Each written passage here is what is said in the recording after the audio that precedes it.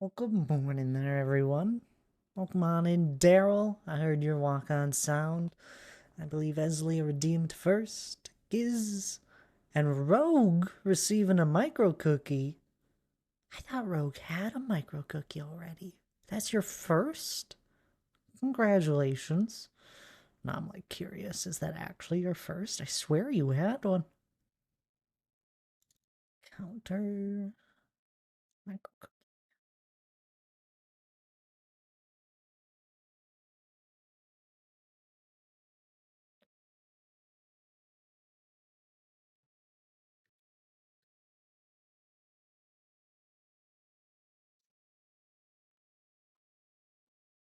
Hope everyone's doing well though. Hello there, Esley. I know that sound.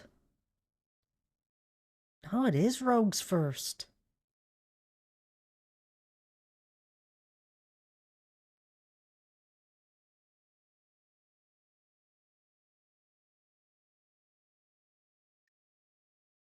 Who's the highest? I know we got a couple people with 3. Brandman has 3. Of course he would. Esley has 3. Looks like Brandman and Esley have 3. I may have skipped someone, but I think that was the top 2. Is that a tabs? I'm not looking at chat. I'm looking at stats here. Hope you're doing well, tabs. Good morning. Let's see here. How's everybody's weekend going? I hope it's well. It's an absolute beautiful morning here. Like, it's honestly beautiful.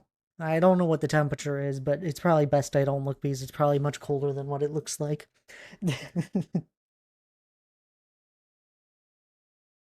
Enjoy it for what it looks like from the window, right? No, it's probably decently nice out. Cat dog. I know that name. How are you? It's been too long. I hope you've been well. Never spinning the wheel first again. You're never gonna. It's not. It's pure chance, Eslia. You do know that. Why I never give my girl cookies. It's just chance. I mean, you gotta keep spinning it.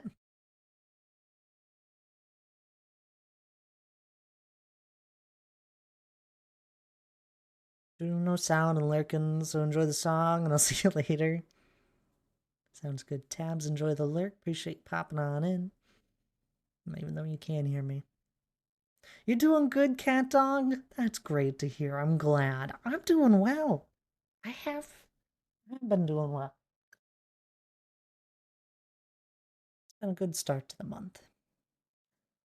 It's been busy for me here though over the last month was beyond busy, and then this month won't probably won't be any easier, but that's fine. I'll be moving here at the end of the month. Started packing up things. I got 4 totes sitting behind me that are full of like board games and books. It's beautiful totes. It's not even all the books.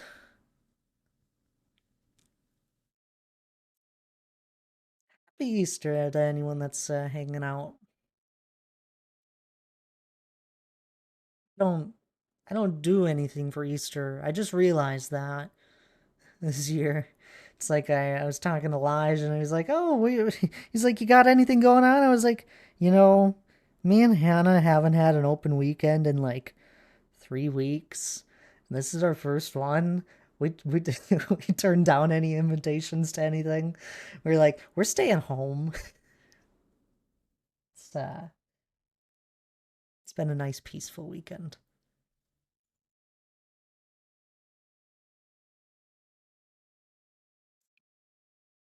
Got a whole bunch of stuff done on Friday. I do apologize for canceling stream slash missing it.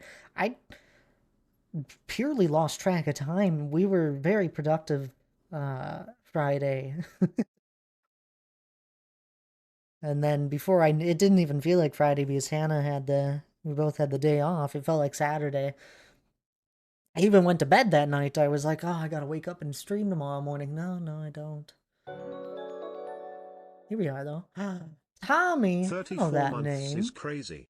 Almost 3 Is years of watching Thad play is Stone. crazy. It's almost like you're the crazy one. Tommy, how are you? And a 60 stream streak. I'm streaking. Go ahead and take a peek. May I snap a picture? I'm, I'm joking. 60 stream streak. My goodness, Daryl. That's insane. Canceling so much, you're going to need to accept your streamer so you can retire. Hey, you guys keep throwing out that retirement thing. You know, you just wait. Who knows? Maybe I'll take the bait.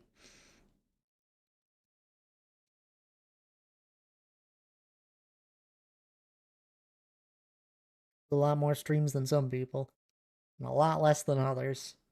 I do what I'm able.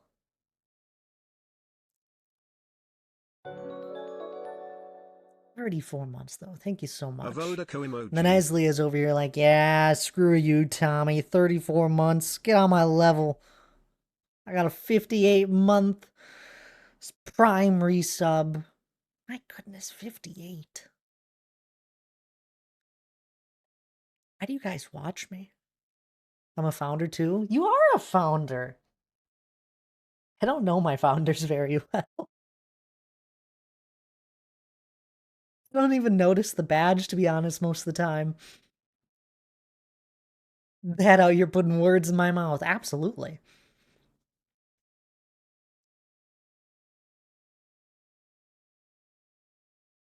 It is really good to see you, Cat Dog. You're a name that I always was wondering if I'd see you again here. It'd been too long.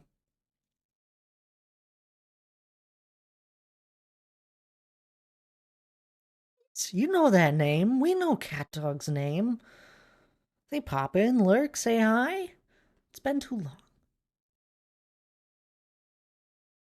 I'm glad to hear that you've been doing good.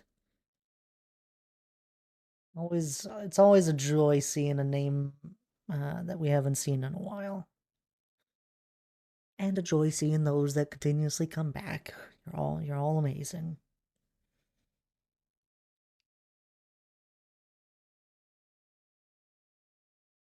Trying to play Minecraft, but it keeps crashing. Why is it crashing? You're chilling though, Tommy? That's good. Dad, do you have a mods command? For what? Huh? That's Deadeye's sound. We haven't heard that yet. Oh, come on in, Deadeye. I did it! What is that sound? I don't know. Finally, I know, it was about a month. I have no clue what it said. It's from a show or a movie, and the clip literally says, "For what? Huh?"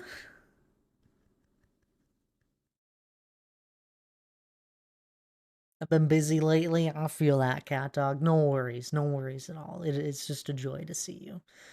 And you're Tommy. Are you wondering my just like Minecraft mods? You're wondering what those are? I can quick show. Give you a scroll through.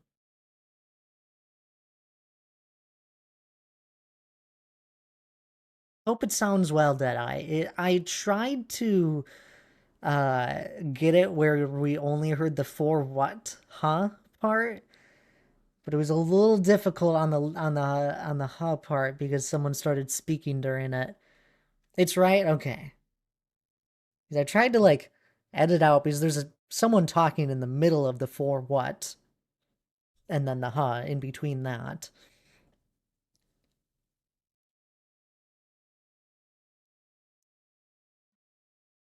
But I think I got it decently well.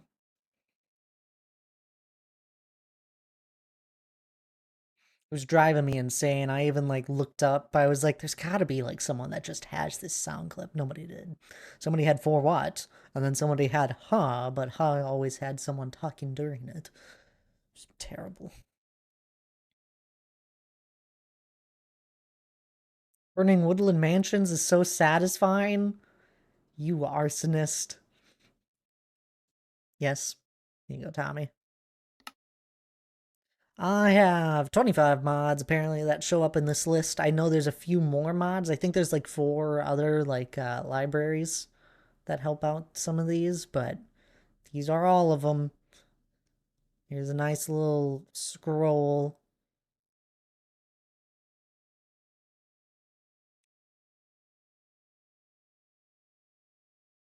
And have the dirty talk with Innocent Thad. Wait, what? Brandman, welcome on in. What are you talking about? Hope you're doing well, though. Yeah, that's the whole point of the huh. It's just to be annoying when someone starts talking and interrupt them. I see.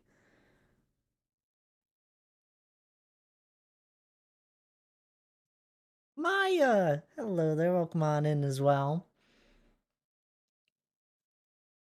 I'll give you another scroll through. Feel free to like rewind stream and like catch them.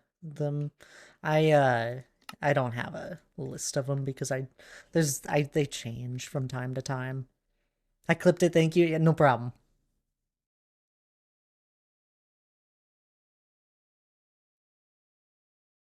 Great. Another clip that's going to be randomness.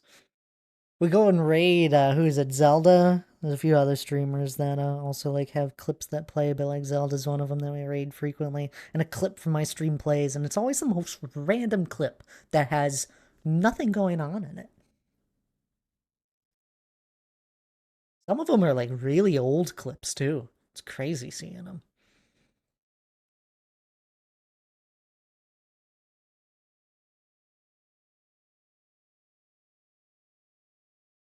I really do hope everyone's weekend is going well. Glad to be back. I do wish I didn't miss the mountains anniversary. Ah, it's all right. It's a long stream. I don't know if you ever do countdown, but if you ever did, all of my VODs get thrown on YouTube. I don't know if you watch VODs though. It was a really fun stream. I thought I honestly don't think anything went wrong during the 5-year anniversary stream. I think everything went exactly as I hoped it would, or even a little bit better. The stream went by decently fast. I didn't feel like extremely tired by the end of it. I was tired, but not like some years. It was a it was a perfect Mountainathon anniversary.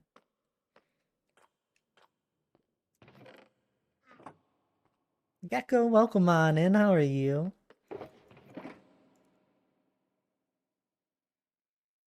Hope all is well.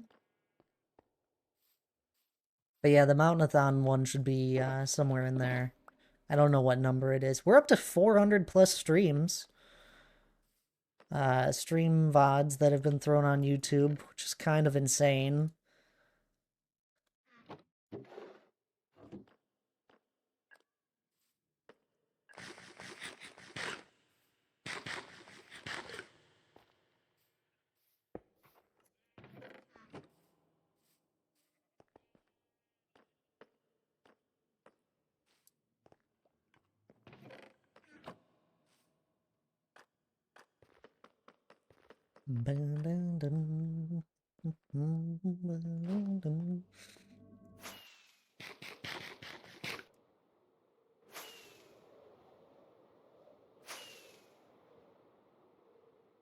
Lige, hello there. How are you this morning?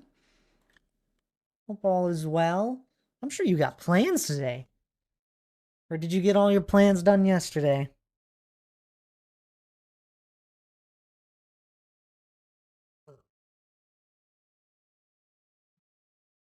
I made a second cup of coffee today. That's how good of a morning it's feeling. Just because.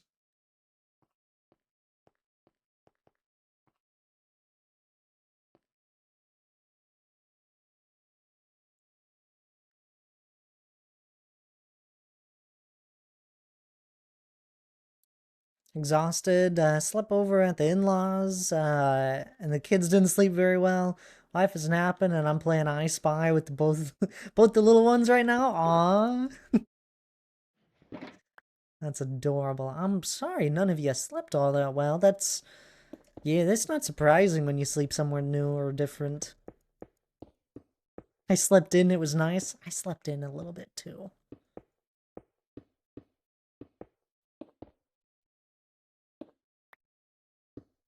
Just had to flex it on me, eh? Hey, my sleeping in is just, sleeping for like, till 7:30. 7:30, yeah.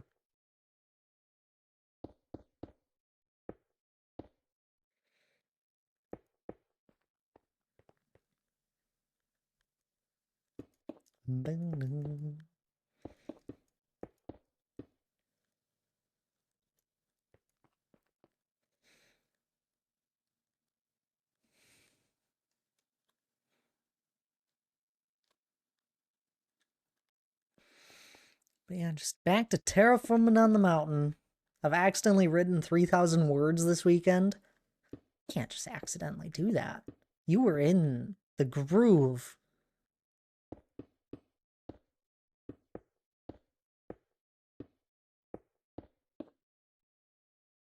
Cookie. Well done, Maya. I don't know. I hope you enjoyed writing.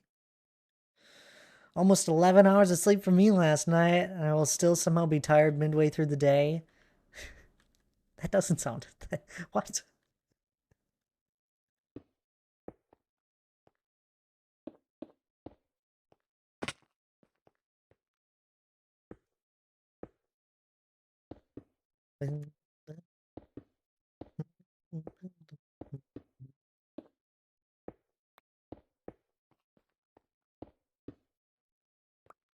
Oh.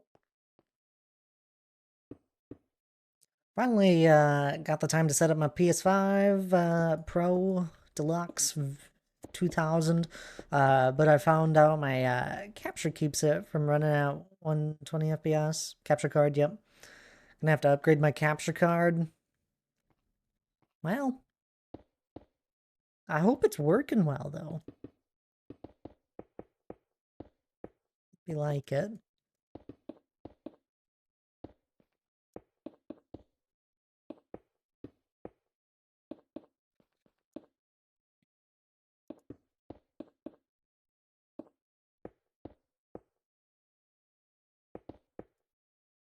Except for like 9.5 hours and I feel a nap. You guys are crazy. How do you sleep so much?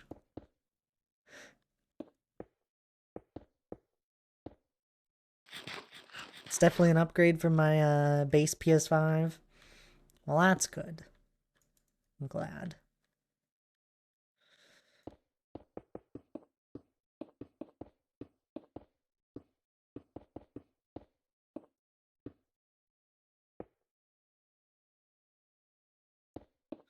I could just have low iron. Just always tired no matter what.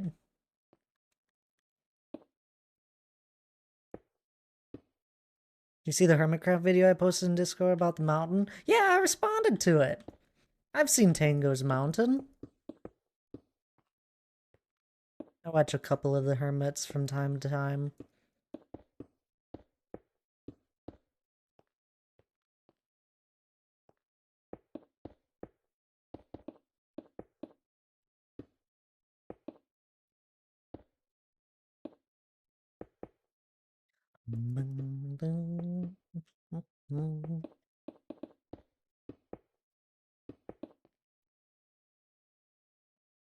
No, Tango's Mountain is quite impressive. I do know he's, and this is not to say it's not still impressive by any means, but I do know he's using Axiom to help out with figuring it all out, which speeds up the process immensely, I bet. In fact, I know it would. But nonetheless, it is still a feat. just to place that amount of blocks. He took a little bit of a different approach than I have with some of my peaks, and I haven't looked at his mountain greatly.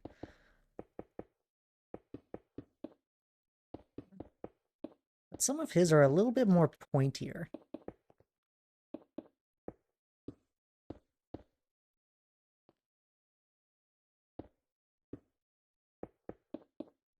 Head's prejudice against Axiom. I love Axiom. I've used it a good bit now. I haven't done... I've done a bit with it that has been brought over to survival worlds, but usually it's just server stuff. If I'm ever playing on a server, just to speed along process on that. I have messed around just out of my pure own curiosity to mess with some of Axiom's tools and that. I have messed around in a creative world, a copy creative world of this one, and messed around with its auto shade with my mountain. It's quite impressive. You have to really tinker with it to get something that you really like, but it is quite impressive. Axiom in creative mode seems like a lot more work to me. I hate doing things twice. You'd be surprised how fast you can make some stuff with Axiom. Axiom is, without a doubt, a tool meant for building large scale.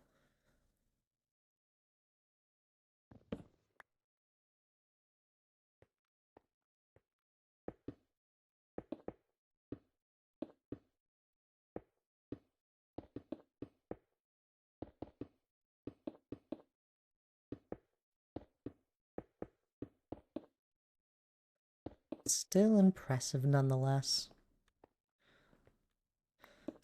Had a Reddit thread show up on the Hermitcraft subreddit where people were talking about Tingle running into problems with snow. And they suggested he just make a huge shulker box, like, platform at the top of the world, because shulker boxes only load when you get close to them.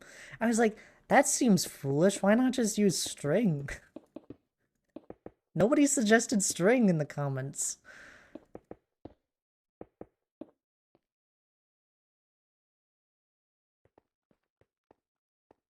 String or carpet. Some people said glass, just like a layer of glass.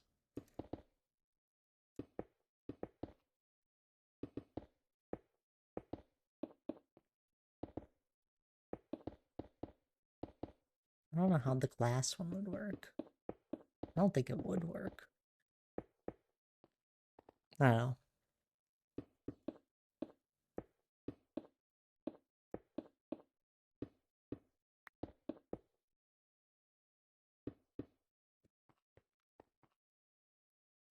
Actually figuring out placing string on glass. Wait. Figured out placing string on glass underwater makes it clear. At least on Bedrock Edition. Placing string on glass underwater makes it clear. Interesting.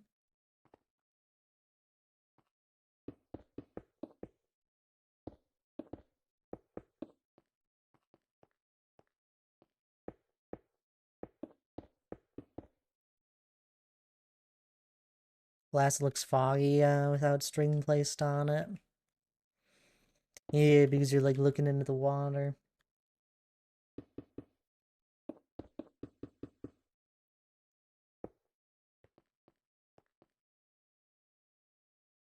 Tommy, do you still run? I feel like I remember you being a runner. Just curious.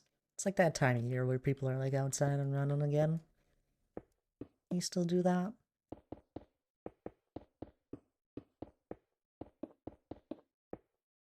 I'm just being curious. You don't have to answer. Did run from college last year, but I quit over the summer. What? Just too much time and effort? Or no, just too much time put towards it. It was just too much and I started hating it. Yep.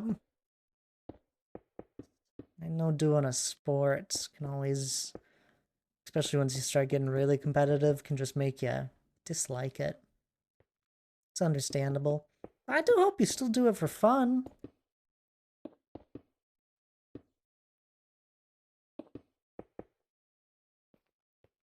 Saw no progress at all last year while doing more training from high school. Oh, well, I'm sorry to hear that.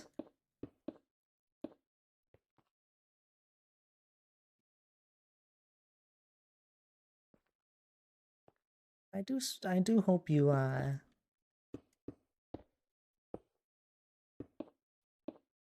make time to have fun with it. I never did any running for like what is it, track? But there was a little while where I'd just do running for fun. I enjoyed it. Didn't track it by any means, just ran around the town.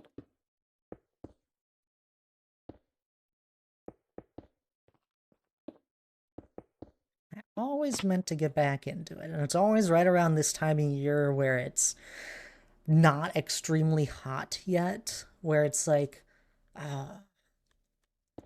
this is good running weather.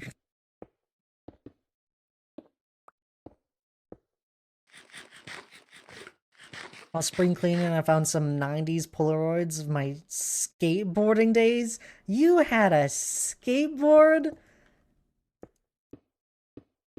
You're big into it, even.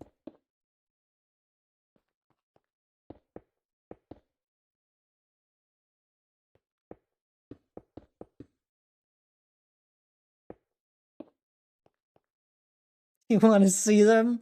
No, that's alright, but that's really cool. I've never tried to skateboard before.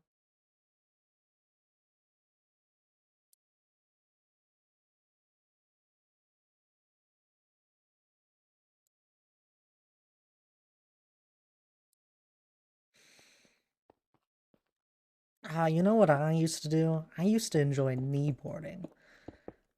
It was like skiing, but instead you're just on like something like similar to a surfboard that's getting but you're getting pulled from a boat and you're on your knees doing it.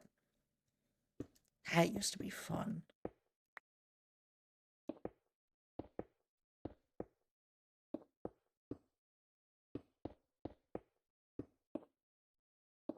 So peaceful. Because nobody was around me at that time. You're just out going. You ever tried wake surfing? I haven't. We never had a boat that could do it. And we never got one. I grew up with a whole bunch of brothers, right? So we mainly stuck to like tubing, where you could like do a couple tubes behind the boat, two tubes, and have a whole bunch of people go at once. So like those single person ones we didn't get around to as often. Ooh, add cookies.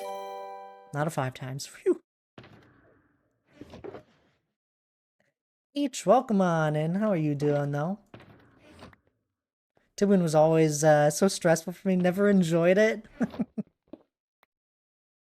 I enjoyed it. It was fun. Uh, Gave me time to talk with my stepbrothers.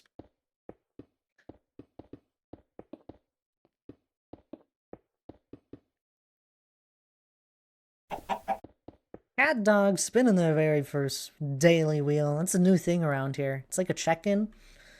For streams, you get to spin it once a stream and it just counts up.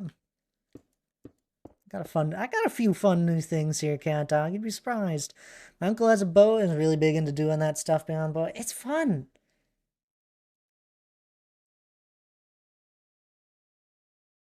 Nowadays, I don't do as much stuff like that. I stick to just a jet ski. It's a little bit easier.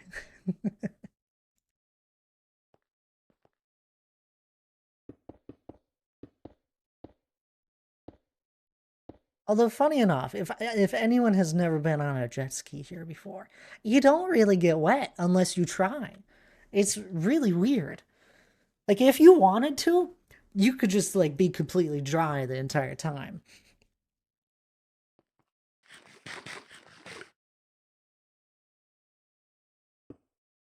Tommy spinning their first wheel, really? There you go.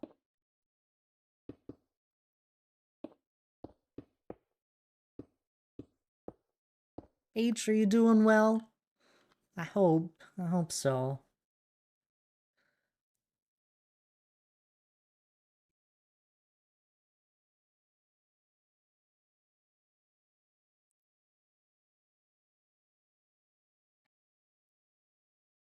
Sarah, hello there. Welcome on in. Hope you're doing well. It's the first time I've been in stream in like 3 months. That would do it. All of these wheel things showed up this year. At the beginning of this year, 2026, I completely revamped stream and we have a whole bunch of new fun things. There's a big message in the Discord at the beginning of the year, but essentially, some channel point stuff got revamped. I have walk-on sounds for people that redeem it. People can redeem a custom command. Bunch of fun things. Daily wheels for the check-ins. Micro cookies. You really gotta trust the driver of the boat that's pulling you. Yeah, you do.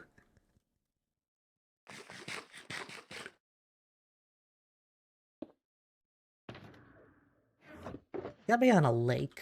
If you ever try tubing or any water sport on like a river, it's the worst because you're always passing boats. And it's just consistent barrage of waves, and it's just not fun.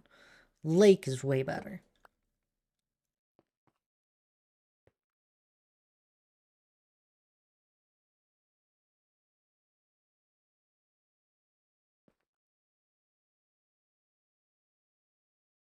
I'll say it was like 6 streams ago. 6 streams I watched ago where you were working on the Mountainside Village. Mountainside Village. What? That was probably like a year and a half ago. You mean the medieval port city? I'm assuming so. It's the only village I got going on. Yes?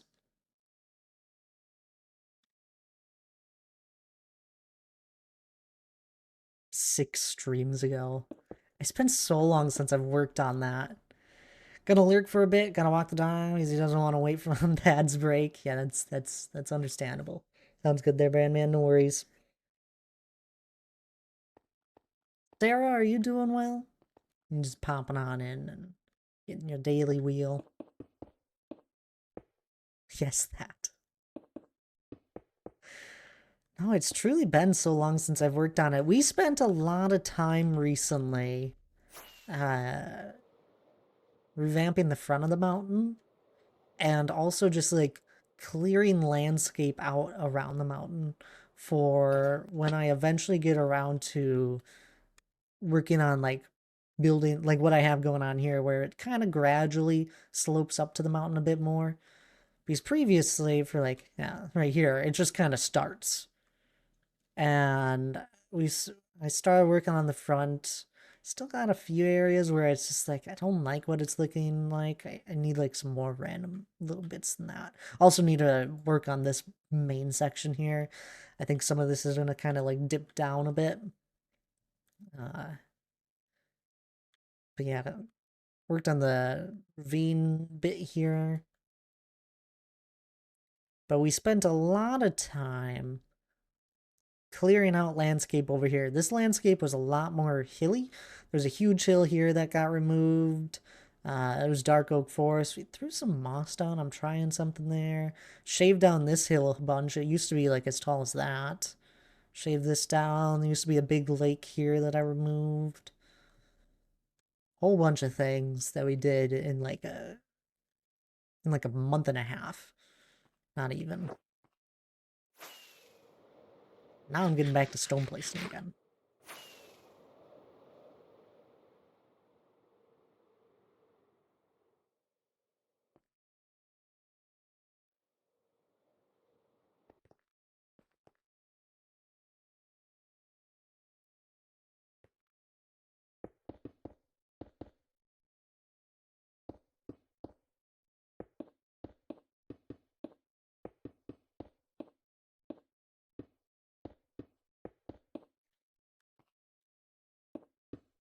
Also, probably, I don't really remember the last time you were here, Tommy, but finished the hilly plains biome, at least for like shaping out the majority of it. Finished working on the hills.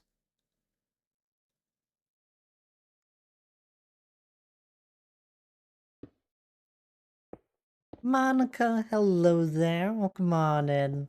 Hope your morning's been well. And Tack! Welcome on in. How are you? Yes, happy Easter to all.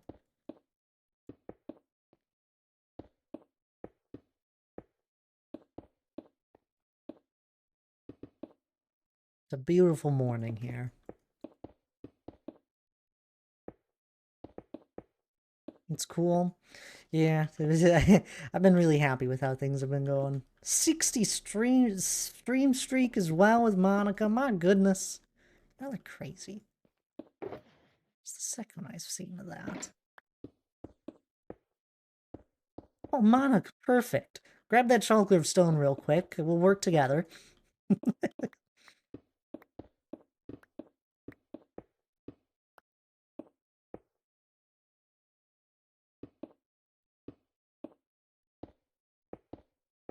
What are the daily wheel counts up to? 34, my goodness.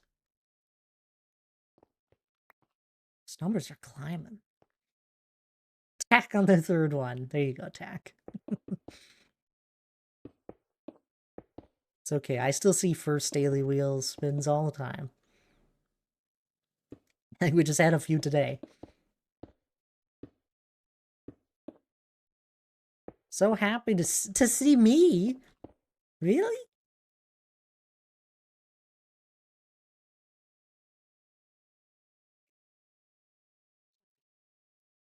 You guys enjoy seeing me live and talking?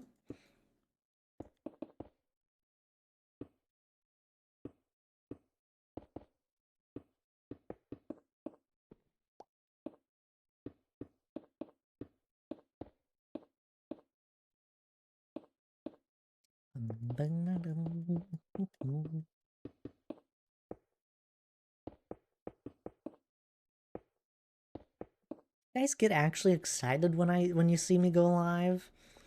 Because it's like I got this stream schedule and, you know, it's basically guaranteed stream once a week. Do you guys actually get excited when I'm live? It's like, oh, it's a Thad stream. We gotta go watch that.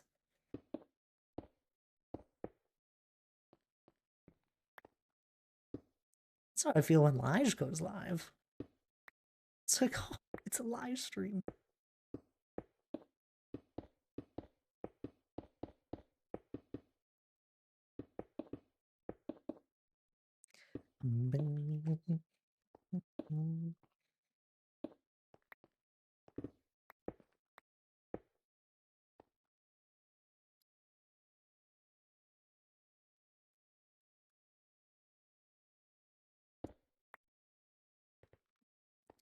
Is rainy? Oh, is it raining for you there? It's a beautiful sunny morning here. I need to look at the temperature. It's 42 out. Oh, it's gonna get up into the 50s by this afternoon. It's beautiful. It's perfect weather. Aw, Monday's gonna be cold again. It'll warm up though later this week.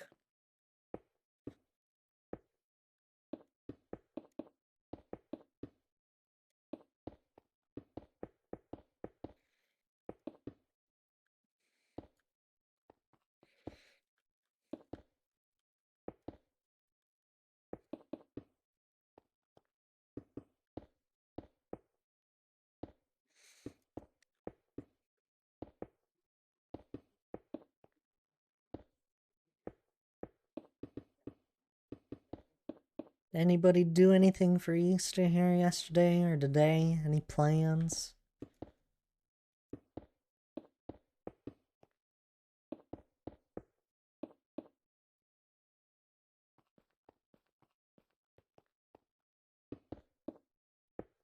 Sampled carrot cake? Now sugar high. What? Need protein. Oh, tack. How much did you sample?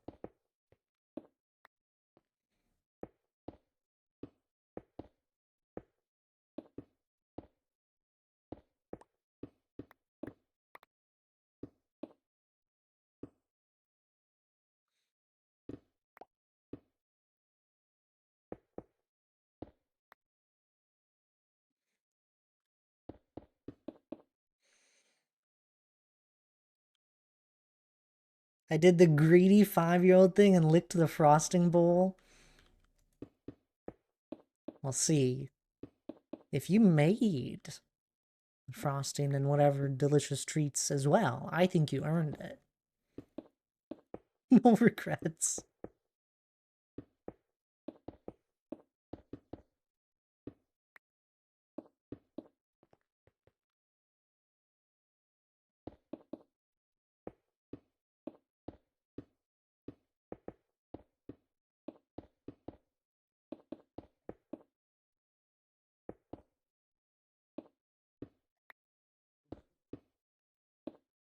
I did make the cake and frosting from scratch. There you go. I think you earned that frosting.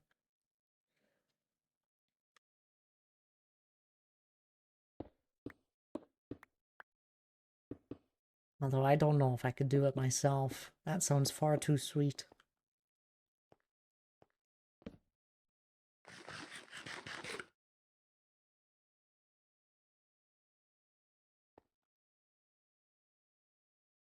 Stay on campus instead of going home this weekend and do the sign up to get food. I've been on my own. You're always welcome to hang out here. It goes for anyone.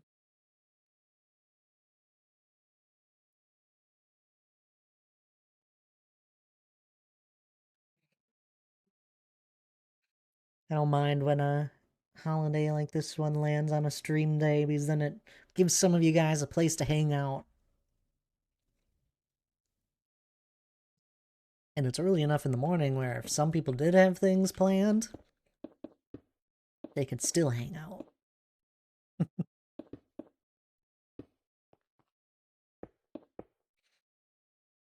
And have Girl Scout cookies and chips for breakfast. Oh, Tommy, my goodness. You're worrying me now. Mm-mm. Get something. No, never mind. You're tough luck for today for trying to find food.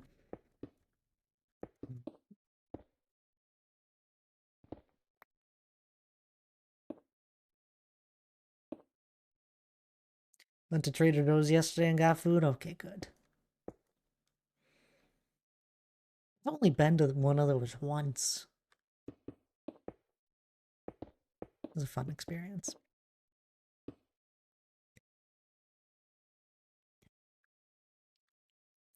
Okay, I ate a hard-boiled egg and now I feel much less jittery. That's good. Goodness, that frosting went straight to my brain. Hmm. I'd love to try and change those. I've never lived near one. Yeah, the one time I went to one was when I was at Gen Con. We were close to one. Our Airbnb was close to one.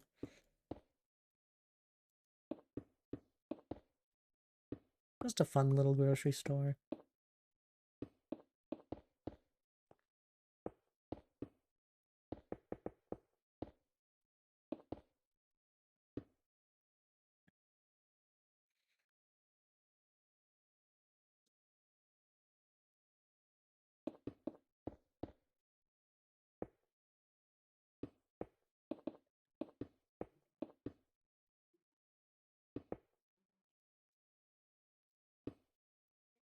Here they have some good gluten-free stuff. I honestly don't know anything about them besides the one experience I had.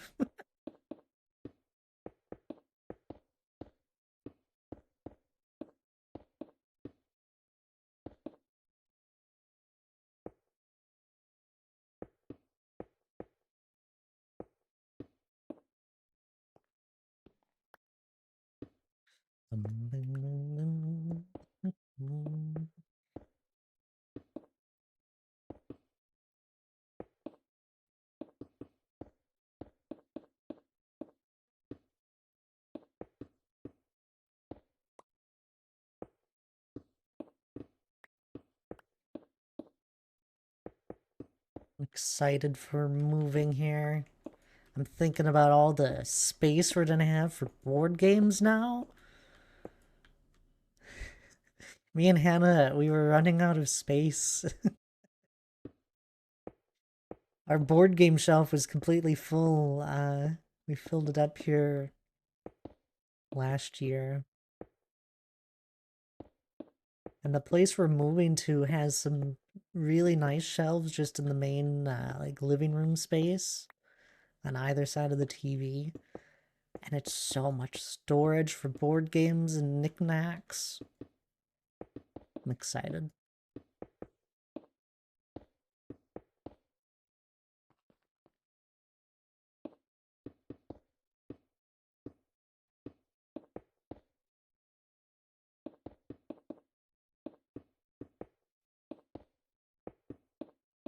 I'll have to get more Lord of the Rings things. At the moment, me and Hannah share a shelf that sits behind me, a decorative shelf for like books and other knickknacks that we've collected. And she graciously allows me to use two shelves just dedicated to Lord of the Rings things. Uh, but she's gonna get an office space as well in our new place. So we're gonna be splitting up all of our fun decorative stuff, and I'll get to just have my own uh dedicated shelf just for Lord of the Rings things. So I need to get more Lord of the Rings things. I told her I was buying a sword when I hang up a real sword. Do you have a sword? I don't. I want one. I'm gonna buy Aragorn's sword.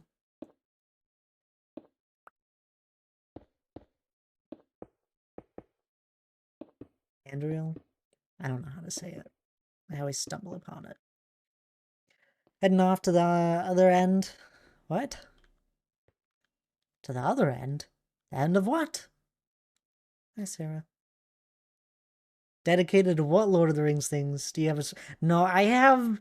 So I have a bunch of books, obviously. That takes up one of the shelves, basically. I have... Uh... I have the Lord of the Rings book nook. Hannah got me this beautiful, like... I don't know how to explain it. It's kind of like a chest thing that can open up. And there's a dice tower that you can, like, set up for... you know what a dice tower is, I hope. And then the other shelf, I have a 3D puzzle of what is it? The Golden Hall of Edoras that you see in the movies. And then I also have the popcorn bucket from when the animated Rohirrim movie came out. What was it, 2 years ago?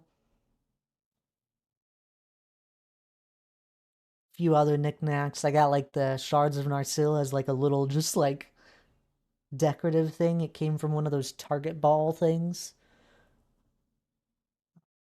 I have a 3D print of Minas Tirith that just sits on our decorative shelf.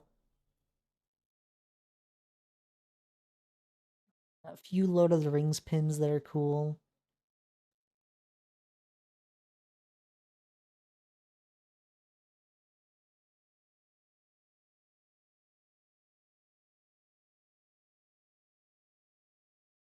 I have 3 maps of Middle Earth, all in different style. One of them's a little tapestry. One of them's one of those like metal magnet things. It's if you've gotten like fun things from like different movies or worlds, and like it's like a metal poster thing. And then there's a third one that is just like a canvas. Those are all hung up. We do have the Rivendell Lego set, but it is still in its box. We when did we get it? We got it a little over a year ago. And we were going to put it together and then never got around to it. And then it got to a point where we knew we were going to be moving. And it was like, what if we just wait until we move? Even though it's like half a year away. So that will need to find a home somewhere that fits it. I have a few other pieces of artwork that I've bought. Some prints. There's a beautiful artwork of the shards of Narsil that's hung up. Not in the office here. We have from the same artist that we had randomly found artwork of Rivendell. It looks real. Like it looks like it's just straight up a screenshot from the movie. But you can, if you look at it close, you can see all of the artistic lines, and it's amazing.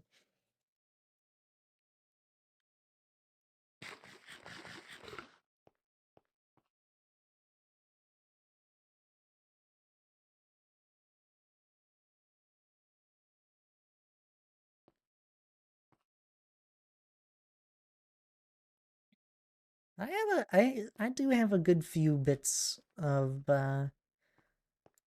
different stuff from Lord of the Rings, but I could always get more.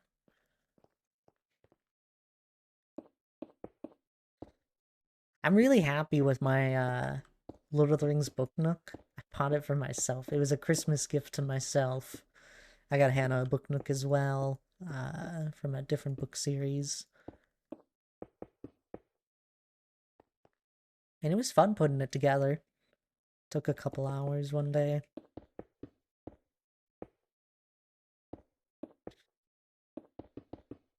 Funny thing is, my bookshelf for my Lord of the Rings stuff has gotten a little cramped.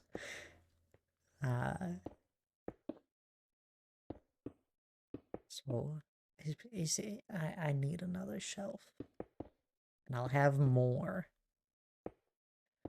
when we move.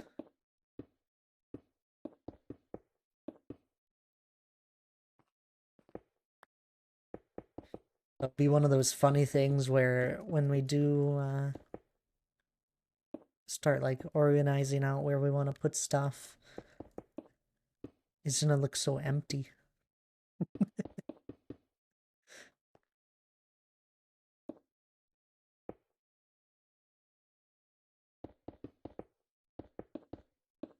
Which is not a bad thing.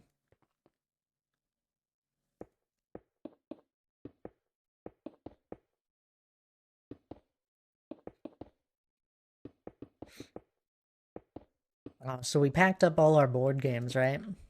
We have a little over 3 totes of them. One of the totes is just dedicated to Lord of the Rings board games. I have a lot of Lord of the Rings stuff, I've realized.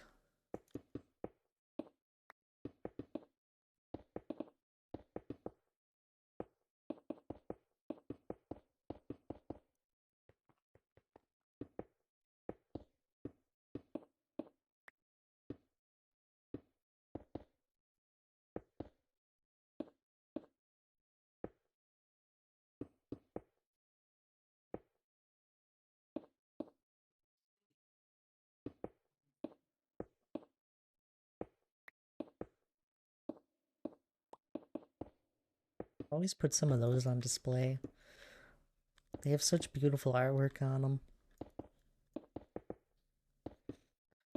There's this amazing Lord of the Rings card game, board game thing. It's a card game. that it comes in board game boxes. And I have a whole bunch of the board game boxes I just keep for keepsake, but they're empty because I've just like consolidated all of the cards into one area.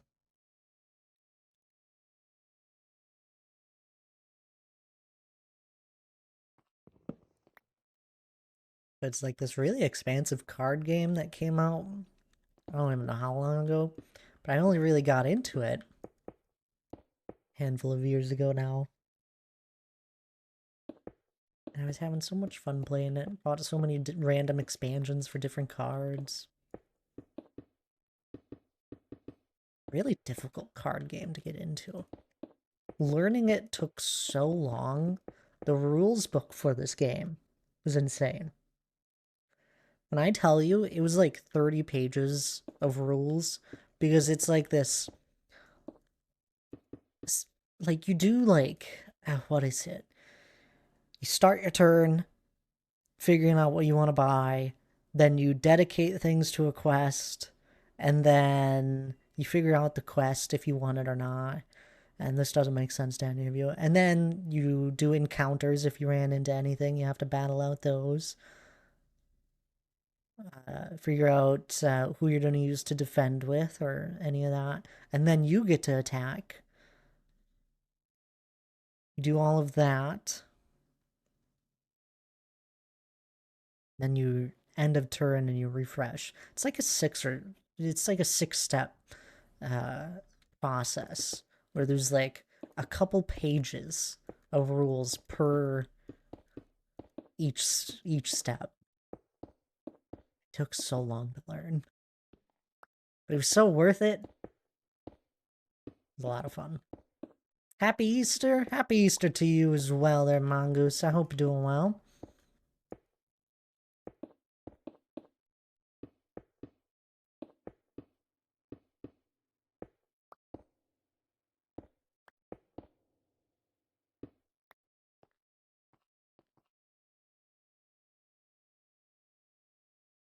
My, it's been an hour of stream. That went by quick.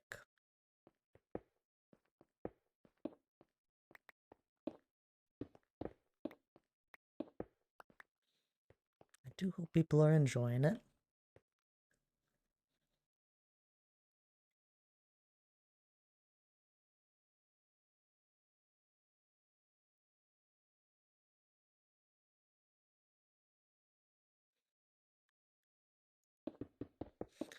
I do have to take a quick break here in a minute, just as a heads up. About to go out and visit my mom at her campsite, maybe go paddle boarding. Ooh, that sounds fun. Never tried a paddle board. That's just the thing you like stand on with a paddle, right? Never tried it.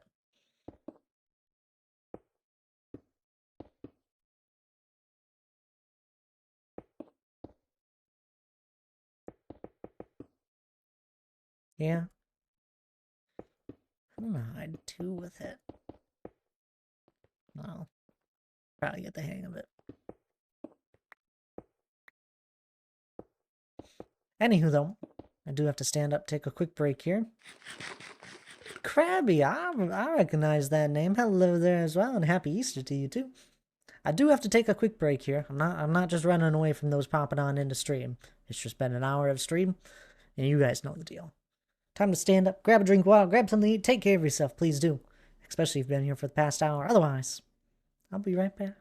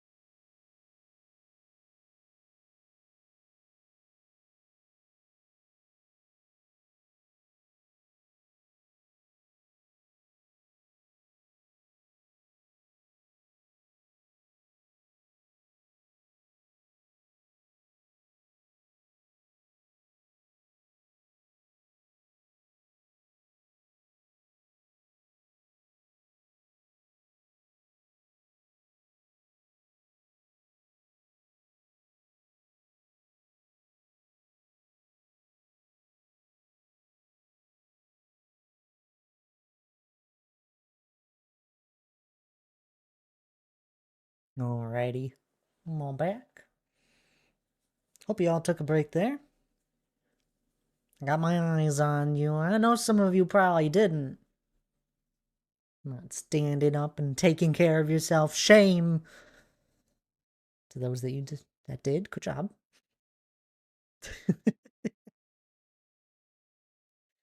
uh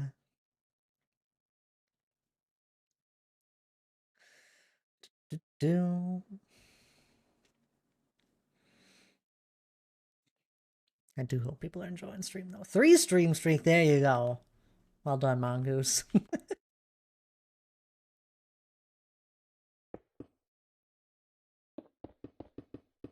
I do hope you enjoy your day there. I don't know how long you're sticking around.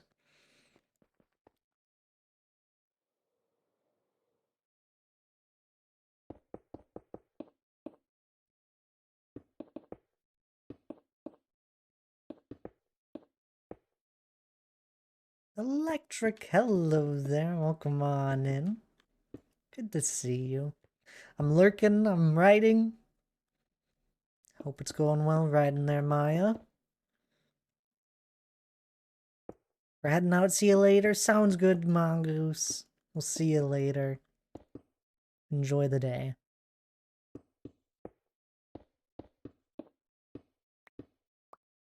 My carpal tunnel. You don't have carpal tunnel. There's no way.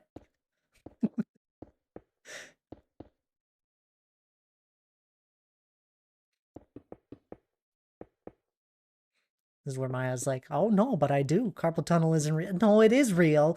I didn't say that. There's a big storm as I'm traveling. Is there? Oh, I'm sorry to hear that there, Electric. Hope everything goes well for you. No, that's what you said. That's not what I said. I'm just saying there's no way you have carpal tunnel. Just from typing away.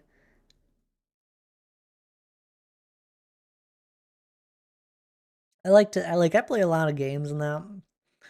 I always get a little worried and think, oh, one of these days, fingers are gonna start slowing down on me. I'm like, you know what? But there's some people out there that play like games every single day of their life for hours on end. Like some streamers do that. I'm like, eh, if they don't have it, I'm probably fine.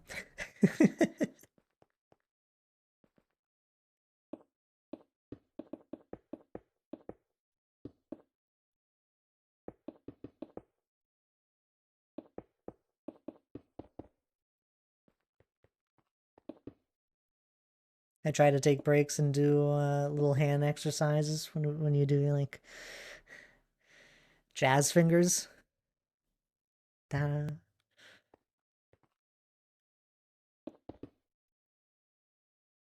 No, I really just appreciate taking mom breaks just to stand up. It feels good to stand up every hour.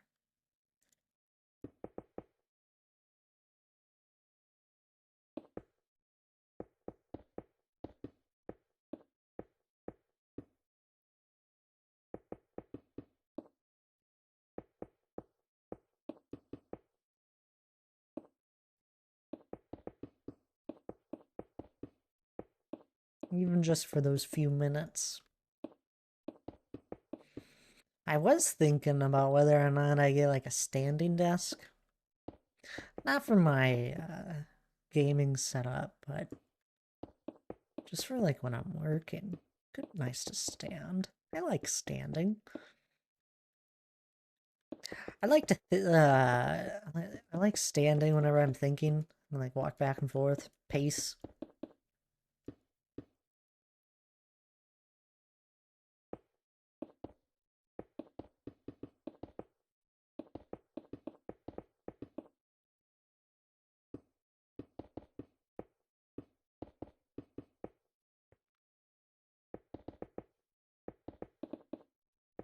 That's what I need. I should get a whiteboard.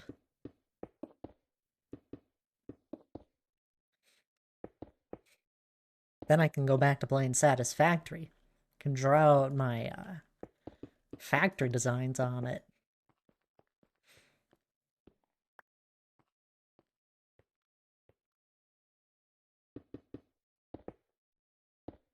when I was playing Satisfactory, what was it?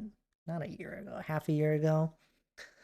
I I'd gotten so far down the rabbit hole of wanting to optimize my factories in it that I was pulling out pen and paper and I was drawing out and doing the math and all that to make sure things were equaling to how they should. And then during that entire time, I was like, man, a whiteboard would be really nice right now.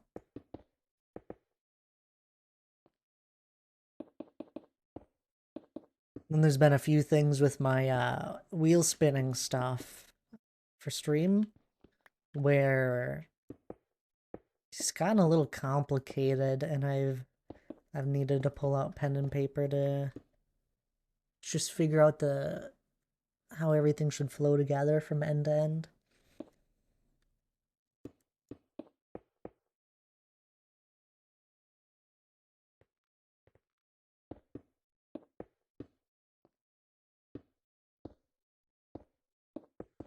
I like my flowcharts.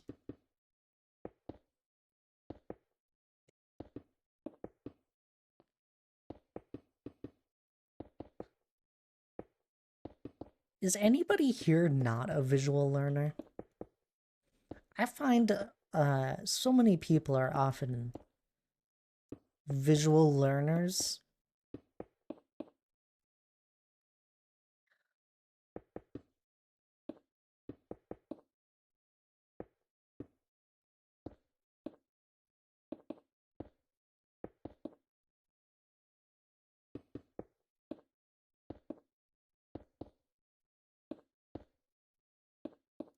For example, I was helping Hannah a little bit.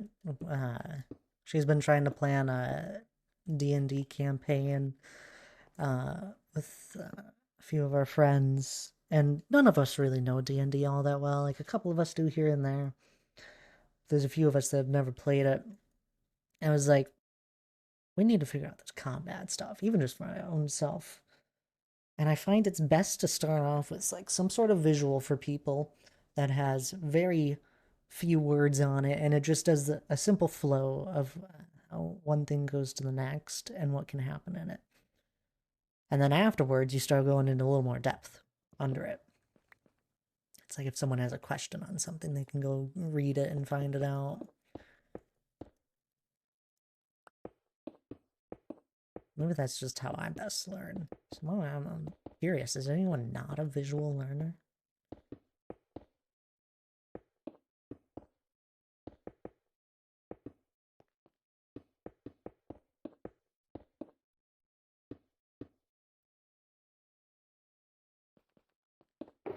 Very much someone that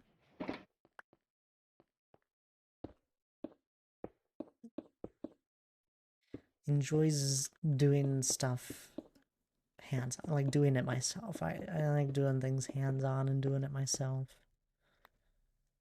And that's where I best remember something.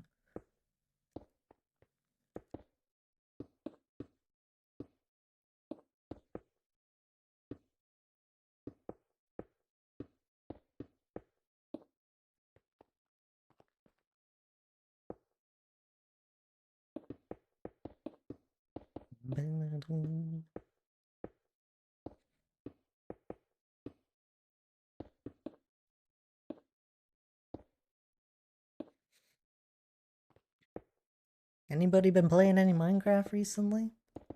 Building anything fun?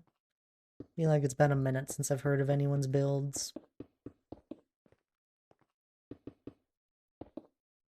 I've actually been having some fun looking into farms on Minecraft and building some fun, crazy ones.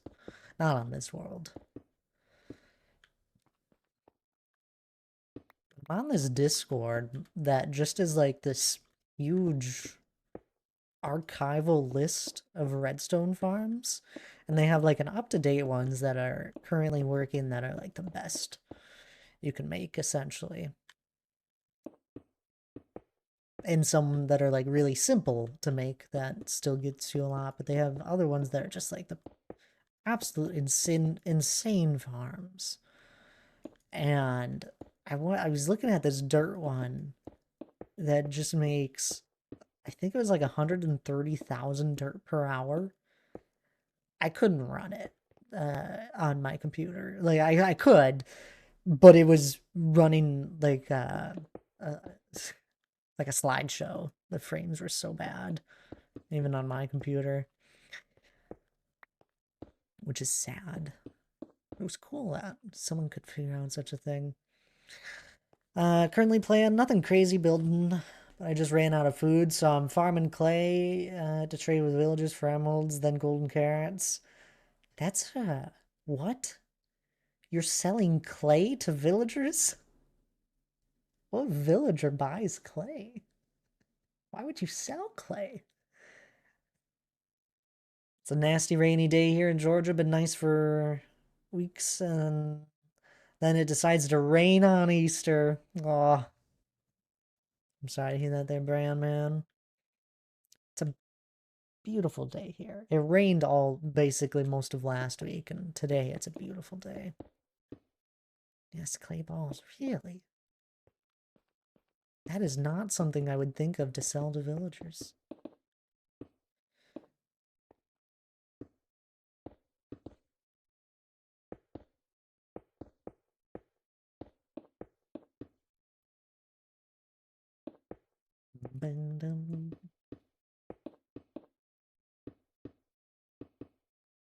You could always eat cookies, Tommy. You get like 16 a piece from the villagers. I don't know how many it is. I think it's 16. I might be wrong. Buy a whole bunch of them. They're delicious. Don't do it.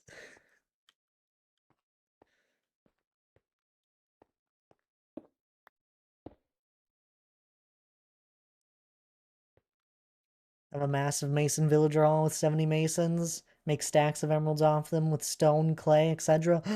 You're selling stone? Oh, how terrible.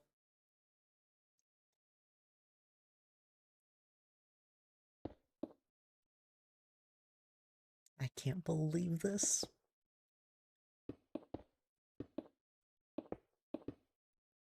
No, it's understandable. I understand. You can get a lot of stone pretty quick.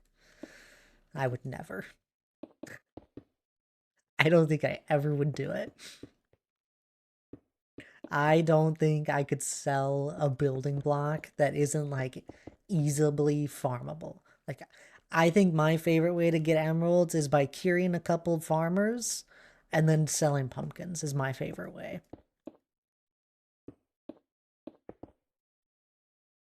What'd be your food choice if not? It should be golden carrots. Are you kidding? I have a shulker of golden carrots that I just never get to eat. I used to eat steak on my world before I reset up all my villagers. I would just go and farm a whole bunch of cows and like sit there with like a 5 minute timer and breed them until I got a whole bunch of them, and then I'd repeat. I'm not going too crazy like you, Thad, and build a 5 year mountain. What? Why not? What else are you gonna do for 5 years? I sell pumpkins and melons as well. I have a double chest full of emerald blocks. Well, there you go. See, you just have to borrow some emeralds from Breadman. uh,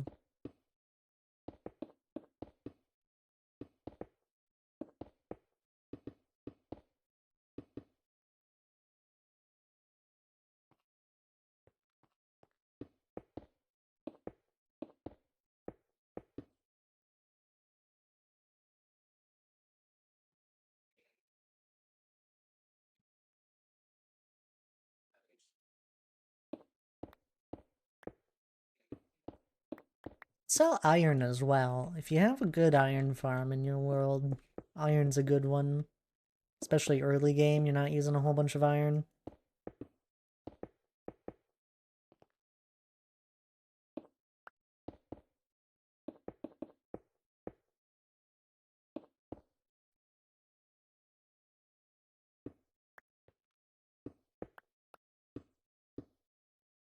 played on this world in like 3 months, and when I logged back in, I was 3,000 blocks away from my nether portal in the nether.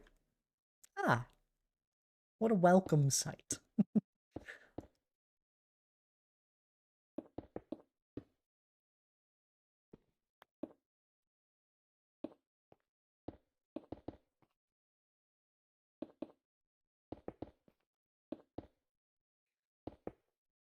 Bedrock Edition doesn't have good iron farms like Java. Really, it doesn't.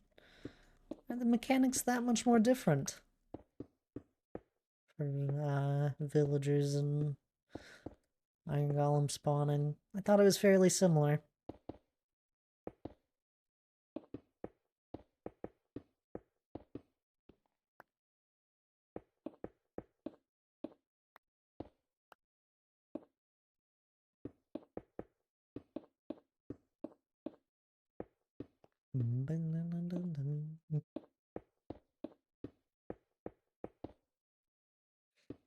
Yeah, you can't scare villagers like you can in Java. Really?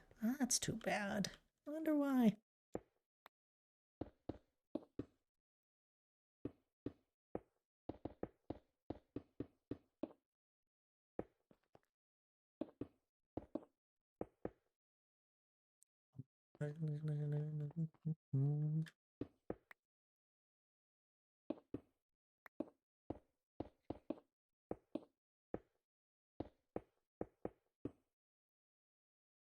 I'd like to think a majority of Bedrock's differences to Java is for trying to make the game a little better on performance-wise. Because that's what I thought it was meant for.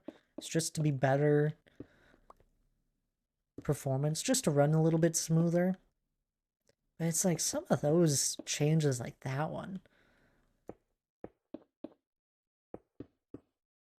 it's like, why is it like that?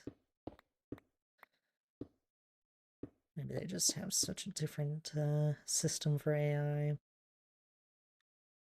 and how things are tracked.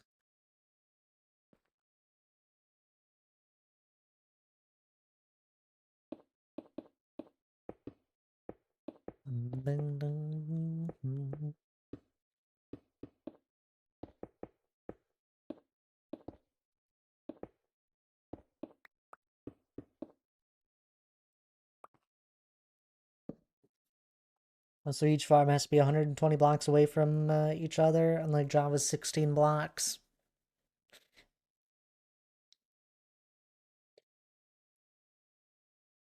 Like, that's just fascinating.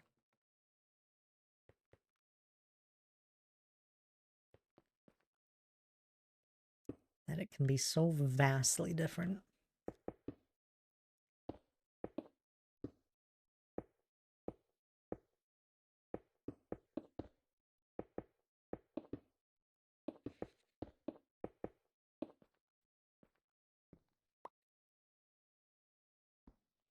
One of those things that I'll never understand.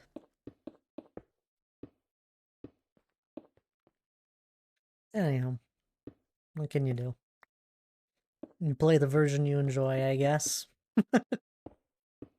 Or whichever one you're able to. Overall, the game still is basically the same.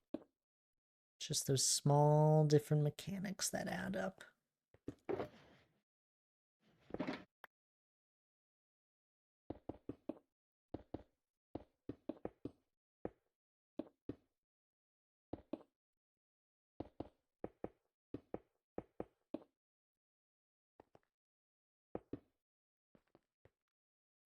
I don't enjoy Bedrock better. I just hate mouse and keyboard. I don't need a gun. That's fair. I've got a donk. Hello there, Donk. Welcome on in. Be actually a great mod for advanced players. Every time you connect, it teleports you somewhere and puts you in a cobblestone box. Just puts you somewhere random in your world.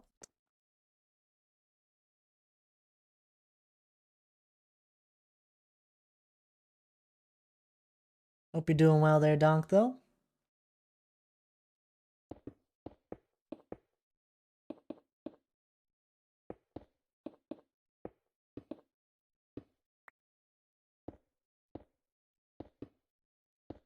I don't know how it works, Brandman, but I do think there is like actually a mod for using controller on for Java Edition. I don't know anything about it, but I thought there was.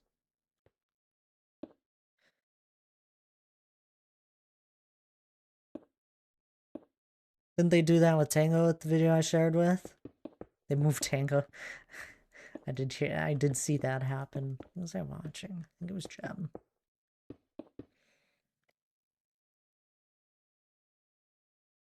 It's also insanely harder to beat the Wither in Bedrock. Yeah. It's like, just make it uniform. Why the difference?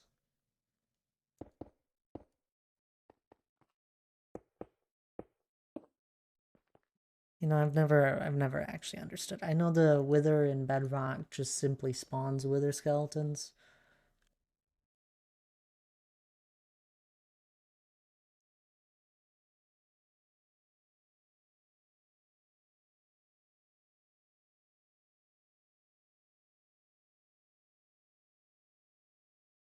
What's the actual difference?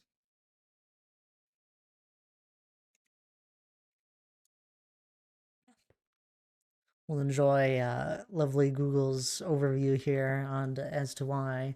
Apparently, it's double the health. It's faster, more erratic flight pattern, so a little bit different AI, and a dash attack.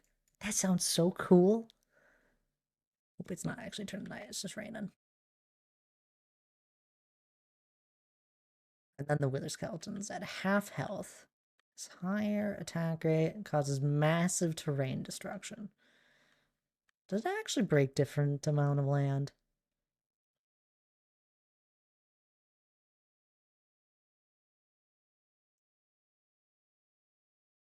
Yeah, it should just be uniform. Like that, there's no reason for that difference right there.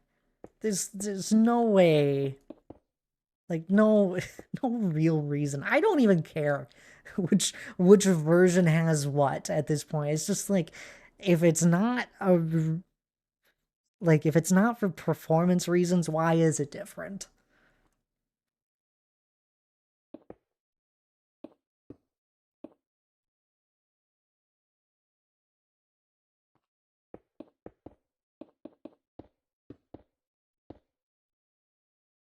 I've used the controller mod before. Console is just more convenient than PC. I get used to PC one of these days. Yeah, that's fair. That is fair. You'd have to get a PC set up even then. Okay, well, I'm glad you have messed with it. Yeah, it doesn't just let you hide in Bedrock. It digs you out. Bedrock is a combination of changes to make it playable on all devices and changes they wish to make the Java. But like, I don't care. Like, I don't. It's like, if it should be just.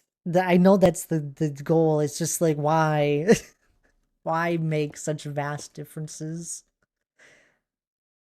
Make up your mind on what you want the game to be in one of the versions, so that both versions are as similar to one another as possible.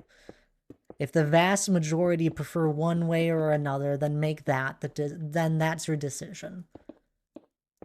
Like it, so be it.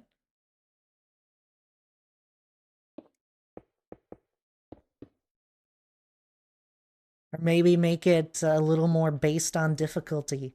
If you want the Bedrock to be this actual fun boss by the looks of it, it sounds like a Terraria boss, honestly. It sounds really cool. Then put that on a harder difficulty and I don't know.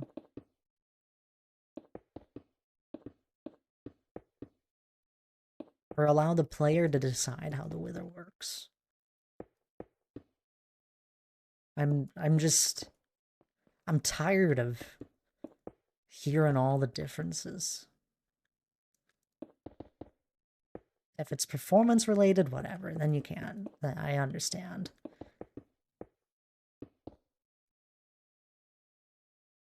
Thank you for the lyric there, MCA. Good to see you.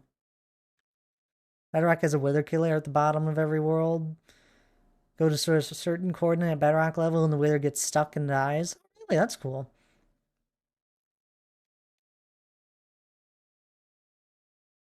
They prefer is not what the quasi-connectivity. Whenever they float that idea, the Java players throw a fit in it so it doesn't happen in Java. Bedrock team was specifically told not to include it. Not to include what?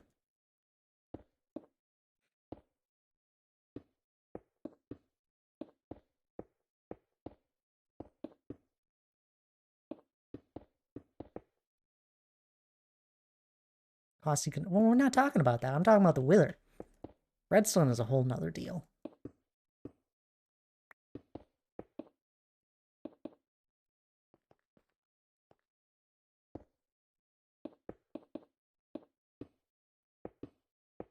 I don't know. I think it all boils down to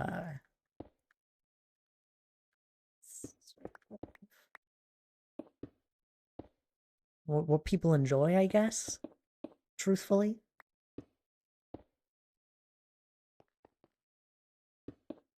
Like, it shouldn't be that hard to make the decision of, like, oh, people enjoy this. And there you go. I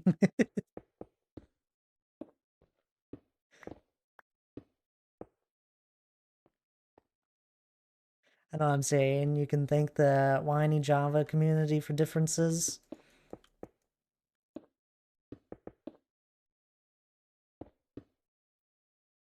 But do you like the differences? Do people enjoy the differences? That's my true wonder. I have no idea. I like my version. Everything runs smoothly for me.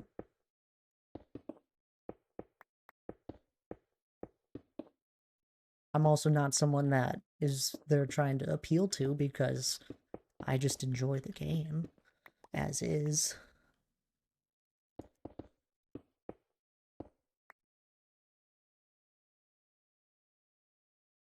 I can understand Bedrock Edition being different if it came out way after Java, but I think Bedrock was released right after Java.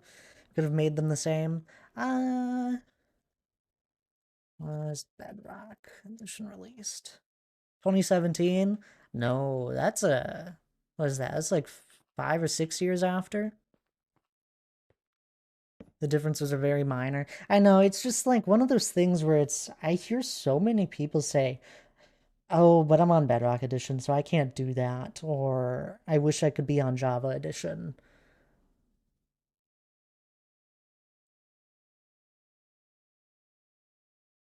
I don't hear a lot of people saying vice versa. And it's just like,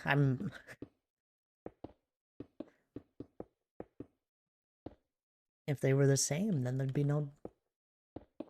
nobody feeling like they're missing out on something.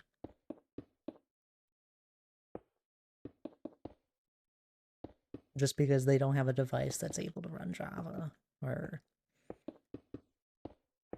something like that. I released it, well, I don't know.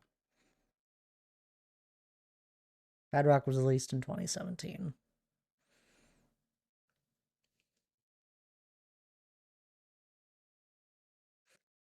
Although that's when it said it was officially released.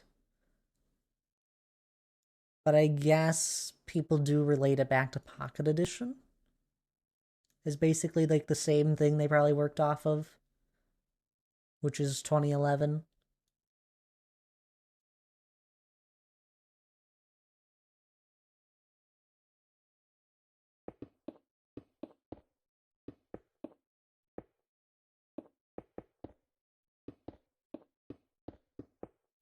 Bedrock was Minecraft's solution to having so many different versions. That didn't work.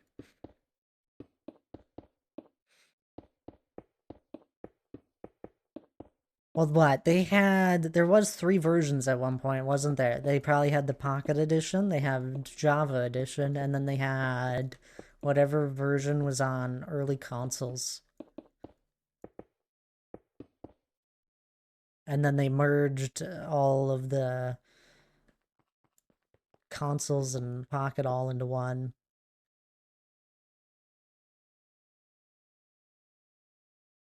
Started around 2011 and kept evolving, yeah.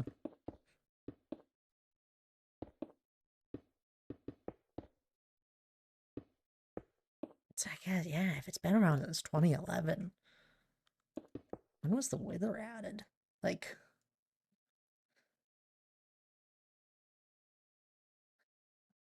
2012? They both would have been being developed at the same time at that point, and they just decided, let's make them different. Why not?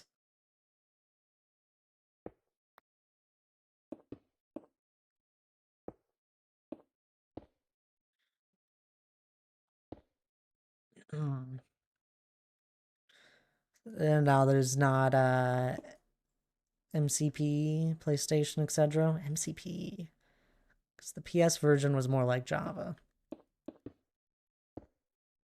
PlayStation, yeah, I think Xbox had the same thing where there was one version that was basically the same.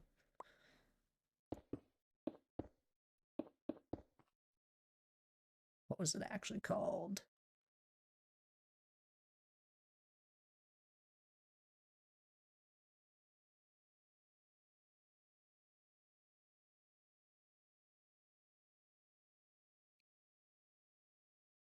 I guess it's just called Legacy Console Edition.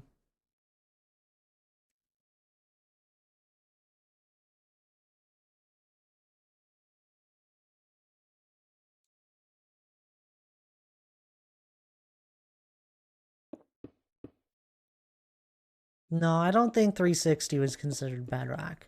I think it was what the Xbox. What was their next one? One. Their Xbox One was Bedrock.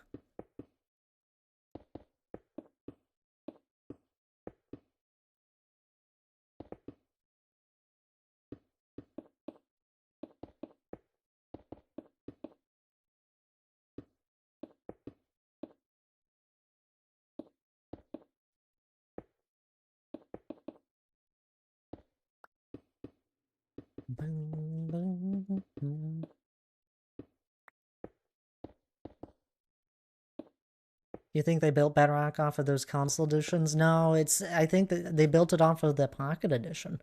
What a terrible edition to build it off of.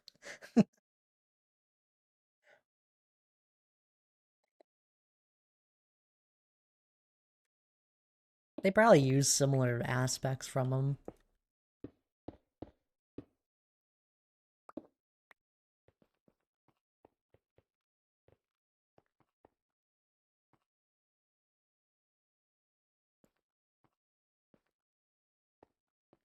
Really? Yeah, this is what Google just said. Bedrock was built off of Pocket Edition.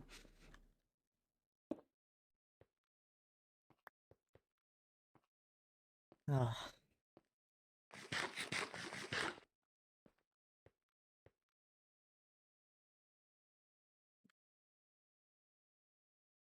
I think they should start a third version, obviously. That is just simply a mix of it all. Get the performance from whatever they got out of Bedrock. Does Bedrock actually perform much better? I don't know. I'm assuming it has to if it's able to run on like a phone and that.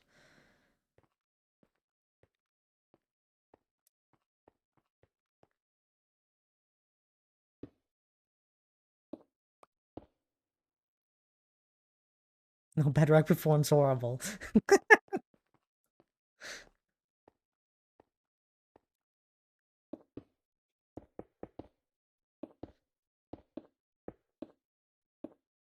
No, it has to. If it's able to run on a phone. I wonder how many phones have crashed because of Minecraft. That's why everyone calls it Bug Rock. I thought that's just because they had a lot of bugs. It's not like performance related, that's just random bugs. Java has a lot of bugs.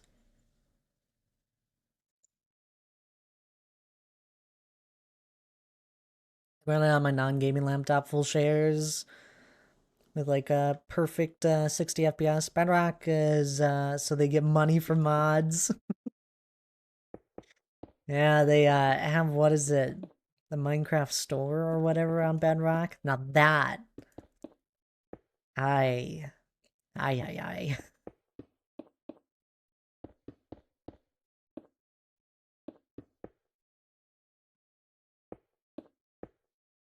Every time they do an update, the game always ends up running worse. That could also just be like you keep adding to your world. I like no matter what with Minecraft, you keep, no matter the version, truthfully, as you play in a world more and more, you start adding more and more things to it that are just like become laggy. I think that's like one of those things where Java Edition players have dealt with it for so many years that we just, you know, those that have been playing it for long and have been in worlds for long times, you just kind of know what to not do because it causes so much lag. My world file isn't huge at all. It's maybe 10 gigabytes. I'm checking right now. I've had this asked a couple times now. Where is it? There it is. I don't explore. It's not even 10. It's 8.3 gigabytes. 8.32.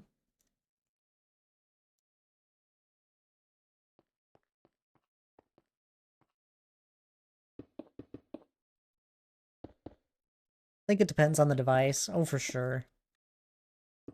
Why do you think I'm building a large hole under my base? Less lag? You know what probably causes a lot of lag? You said you had a big villager hall brand, man.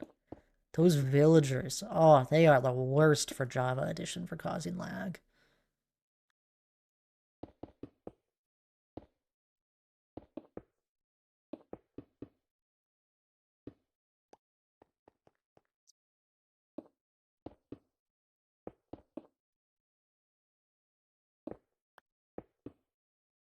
People call it bug rack because it's a term used by Java fans. It was buggy early, but runs much more stable now. That's good. I'm glad. I'm glad it's running more stably. I know the one time I was playing it with you, Donk, there was a few things that I'd run into. There was a moment in time where I'd be flying with my Elytra, and I would just keep getting hit with damage as if I was falling. And the only way to stop it was to stop flying entirely. So I'm glad they're addressing issues.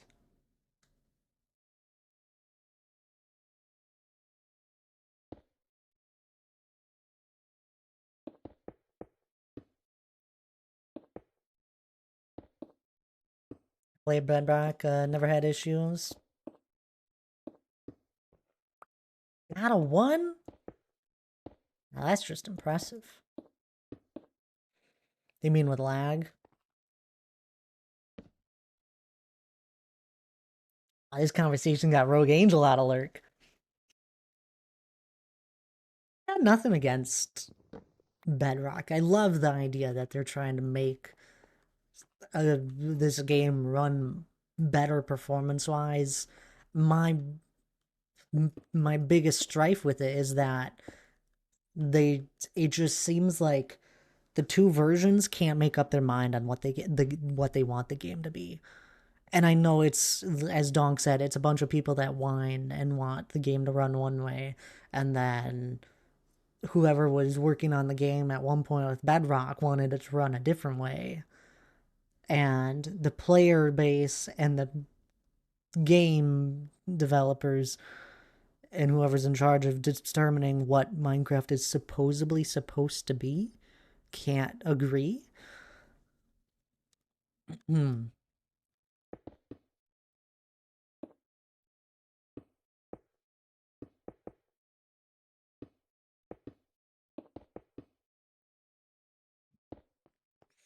And obviously, I mean, when you're selling a product, you have to think about those that will be using it and what they actually enjoy.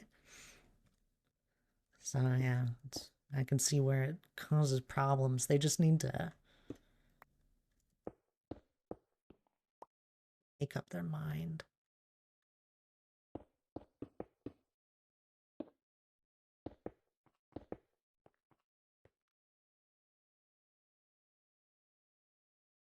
Yeah, they fixed that. You could ride walls like Java. That's why our nether tunnels are so big. You couldn't ride walls like Java. You can now. Where you'd like, I remember that. I remember that on Bedrock. You couldn't get close to walls or like a ceiling in Bedrock. That was annoying. Rogue came out of the shadows. All my villager halls are outside my base/render distance. Okay, that's good. Play on my phone, I get unbelievably amount of lag, but it never crashes. You haven't had a crash on your phone? I was curious.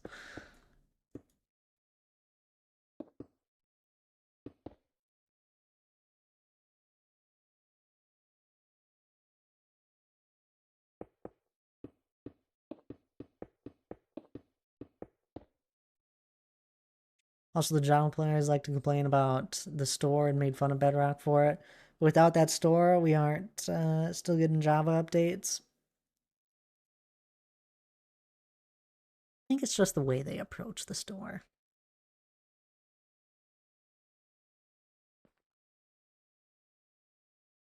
Like, you're...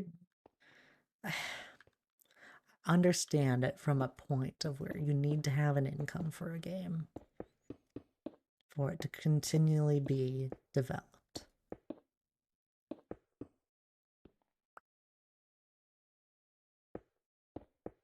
And you need income for that. But you like... just the way...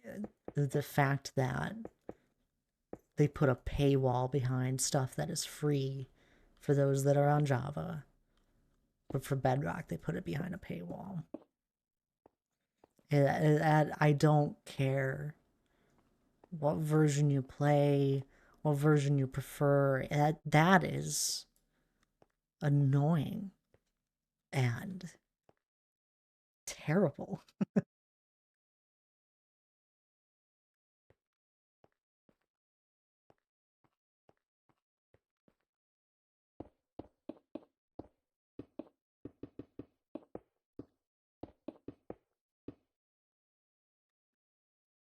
Hey, they can't do anything on the nether roof on Bedrock.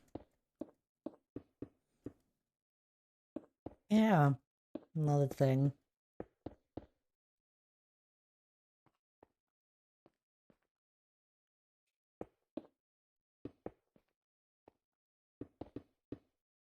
I've never actually looked into it. I finally read what the heck the difference is with the Bedrock Wither. It sounds so cool. I wish Minecraft was a little more exploratory with bosses, with what they were trying to do with the Wither for Bedrock, because it truly sounds fun. It's not a paywall. I can mod mine for free. They just provided a paid service for making the changes much easier. They made much easier. It's pretty easy to set up stuff on Java.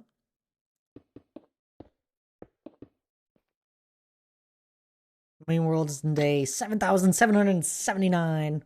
Word file is 719 megabytes. Not bad for phone, if you ask me. That's crazy that you have a world that size on a phone.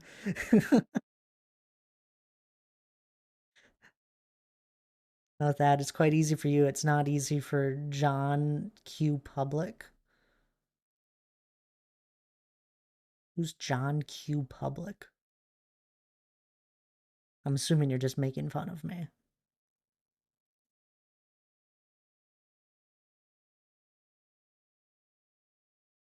Warden is the most pointless boss. I hope the next boss is better than the Warden. Well, they tried to make the Warden in a way where you're not supposed to exactly fight it. You're supposed to sneak around it. Like, you're supposed to be sneaky. I think it's the same as John Doe. Well, you should have just said that.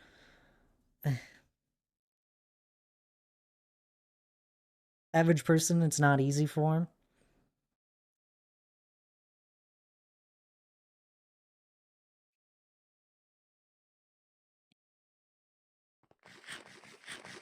I don't know what to tell you.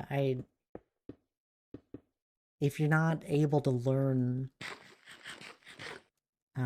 how to simply go to Modrinth or CurseForge website, click install, and then drag it into a folder.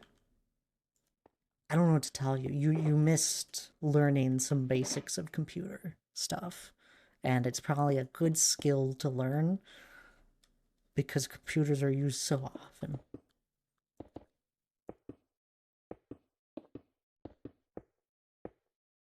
Or use a launcher. A launcher is quite easy. That's what a lot of people do to make it even easier for themselves.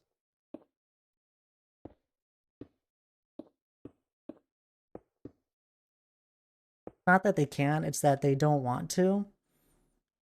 They just click a button and pay some money and not think about it. Ugh. This is the difference between it's fair. It's I can understand ease of access over wanting to learn something simple. If you don't know computers that well.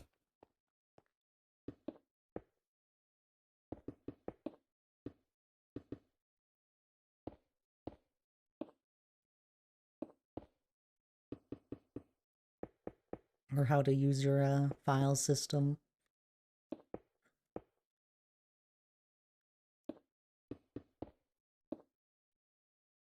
Well, Thad, you can write your own operating system, but you choose to pay for Windows.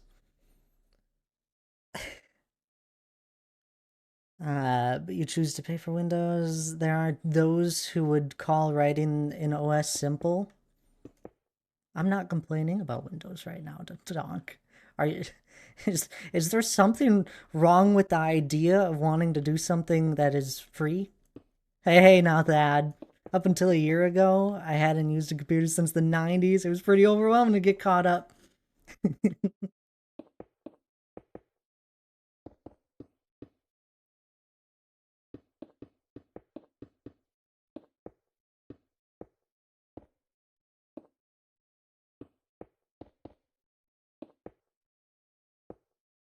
Since the 90s, really, Brandman? That is overwhelming. How much stuff? So, like, I'm sure you probably had like little brief moments, but this was probably your first time like really setting up your own computer again and installing it all. How much stuff would you say got so much easier?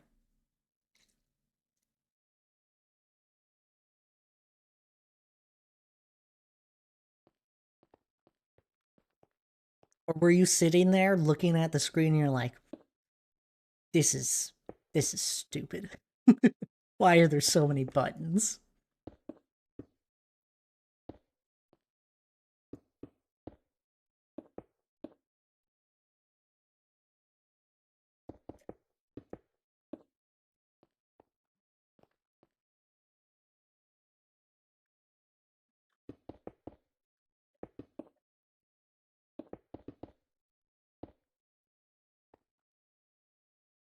Oh,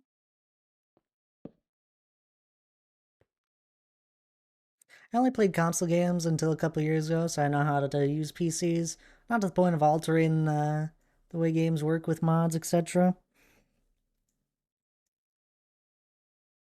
Was a whiz on the computers in the 90s and got just got out of it. Sports and skateboarding, etc.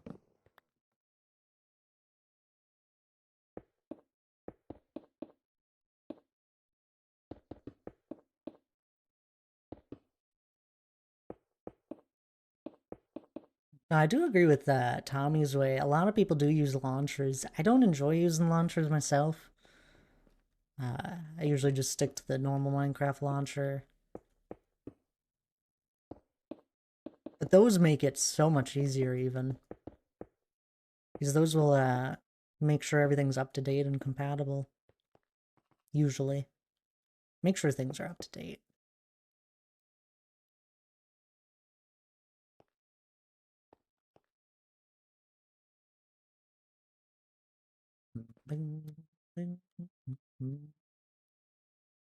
I've messed around with launchers in the past, and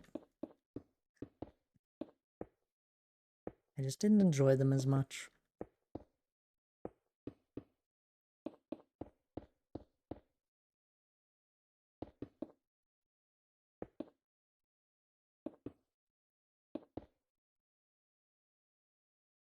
I started using computers again. I didn't even know how to add something to the desktop. Oh no. It's okay.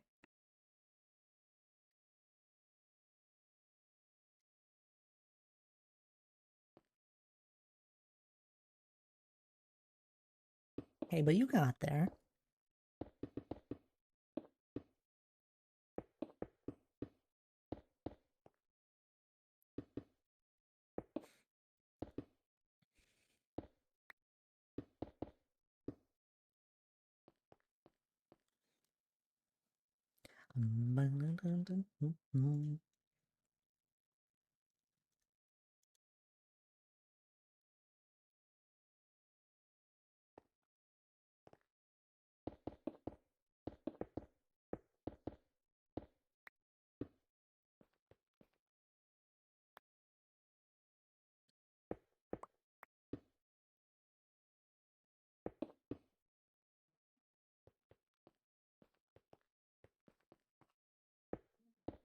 I'm getting better.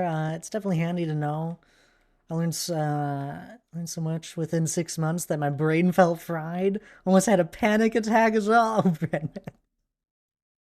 It is a lot. I got a new laptop. What was it? 2 years ago? A year ago? I don't know when. Sometime in the last 2 years, I got a new laptop. It took me like a day to get it all set up and get all the different things I wanted installed on it. It's been a long time since I've had to set up a new computer uh, out of the box. It's like, what do I need? What don't I have?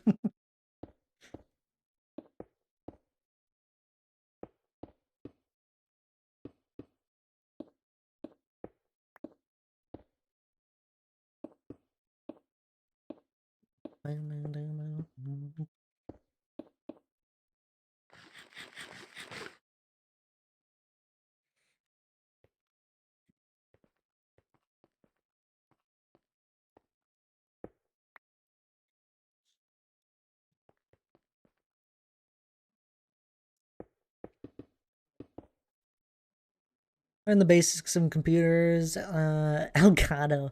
I don't mess with a lot of Elgato things. OBS, DaVinci Resolve. Oh, we love DaVinci Resolve.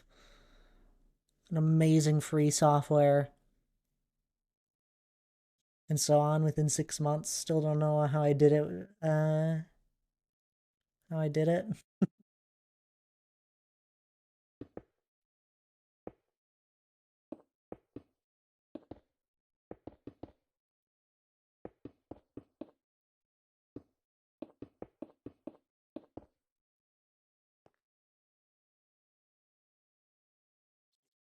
Got another break here coming up. Well done, Brandman. It does take effort to learn a brand new software. There's no denying that. No matter how familiar you are with computers and just using general software. I mean, I have a hard time with my Spotify stuff.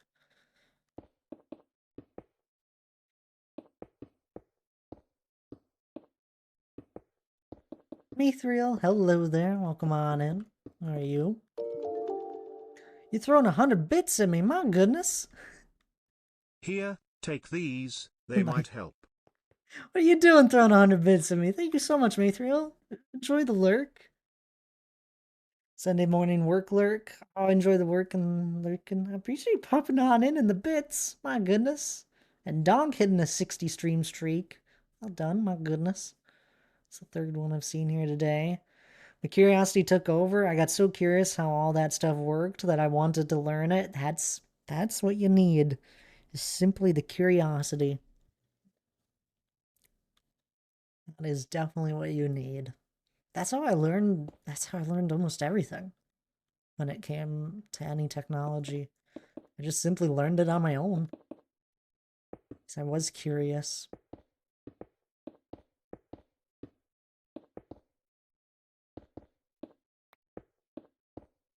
My goodness, it is so...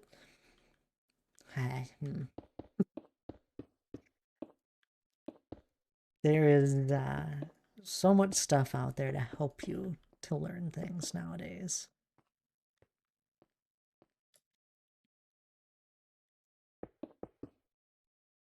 Now every time I watch a stream or YouTube video, I know how it works and how it was made. There you go. Isn't that fun?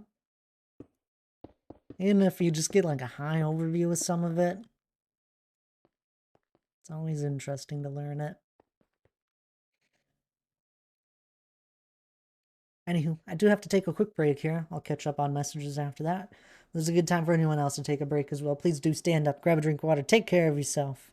It's worth it, especially if you've been here for the last 2 hours. Otherwise, I'll be right back.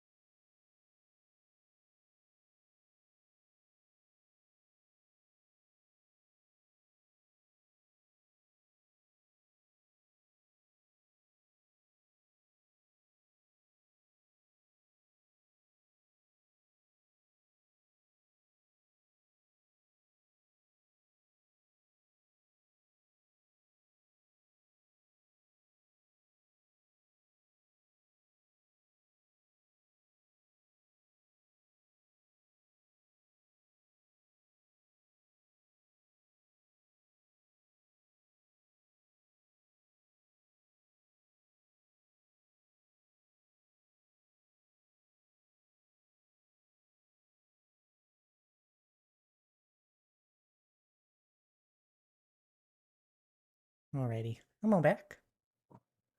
Hope you all took your break there.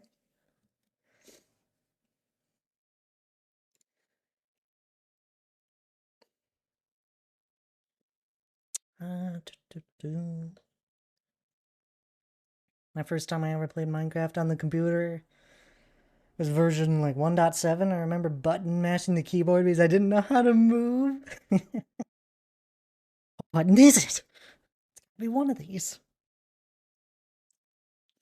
That's really funny, Tommy.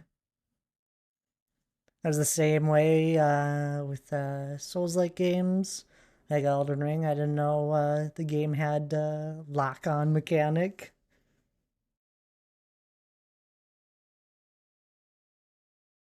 I knew how to look around, and that was about it. Given I was probably like 9 at the time. Well, yeah, that's besides the point, though. You kidding?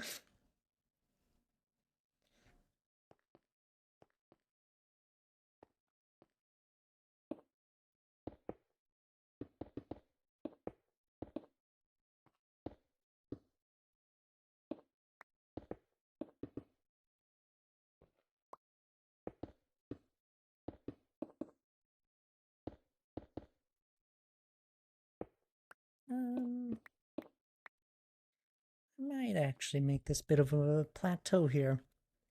Hope you all took your break, by the way.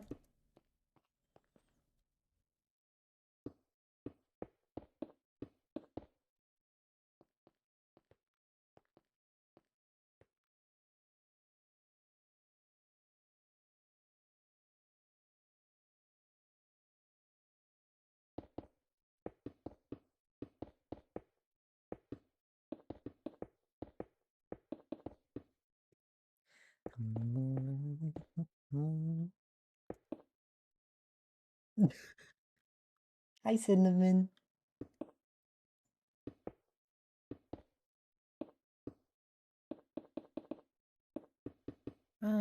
What was my first experience to Minecraft?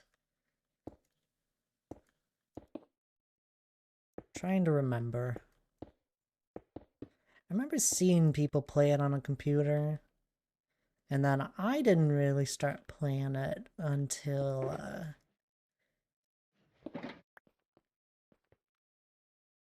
what was it? I started really playing it, at least on the Xbox.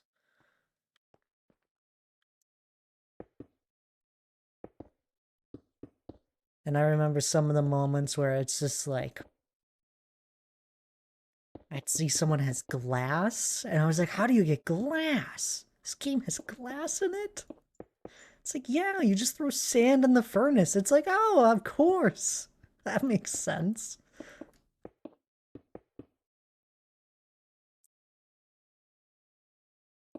Point in time where there wasn't really a wiki at all.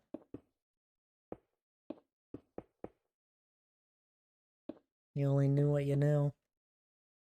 I don't even know how you find out some of the things. Still don't think I've really ever, like, taken a deep dive look into the Minecraft wiki. Almost everything I know is purely based on experience of actually doing something in the game or seeing someone else do it.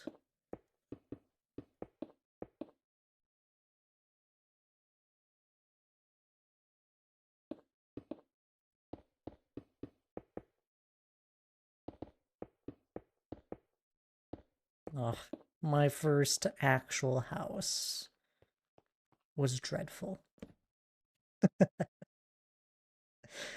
This was back at the time in the game where you would just punch sheep to get their wool, and I kept stumbling upon sheep in my world, so my first house was just built out of wool.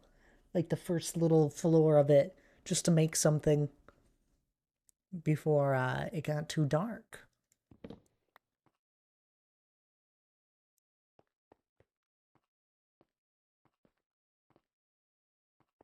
Used to be so bad at the game that like create tunnels just to get from one point to another.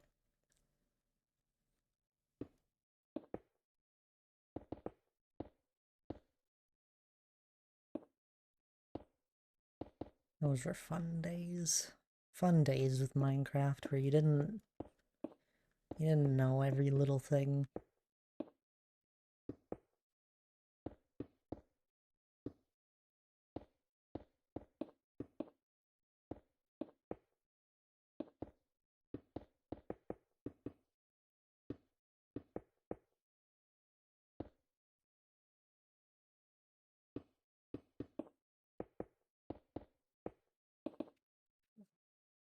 Birch logs would give you oak planks.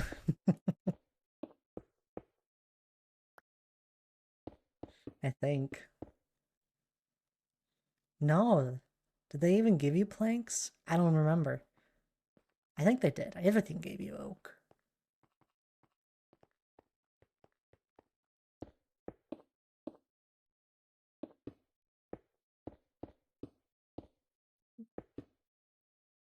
And the builds back then.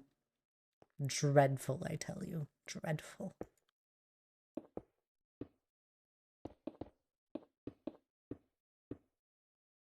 Oh, the sheep didn't even eat grass back then. I remember keeping sheep in a hole. I was like, they'll eat the grass and regrow their wool or something. Or even just time might happen. Yeah, that never happened. They never regrew their wool. Learned that one the long way. Just waiting for these sheep to eventually maybe have wool on them again.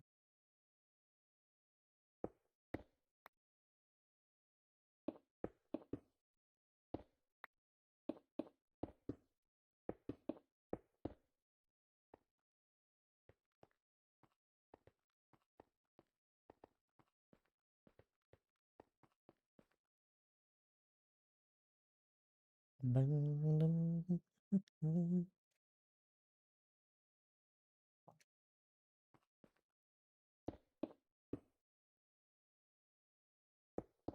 game used to be so simple.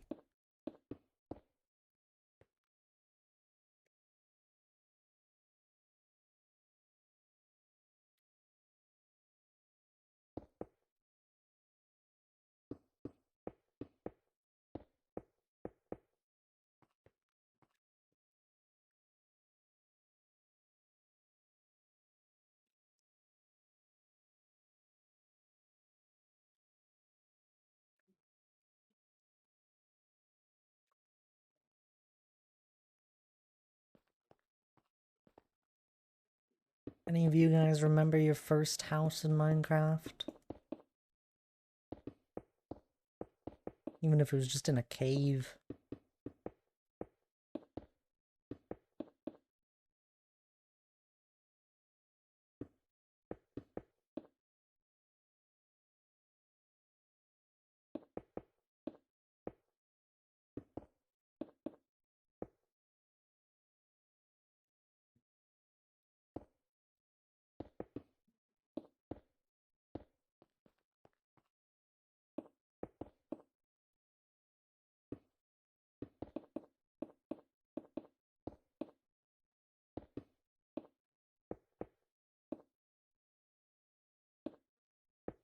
I remember slowly learning some of the mechanics in the game. Like spiders could climb.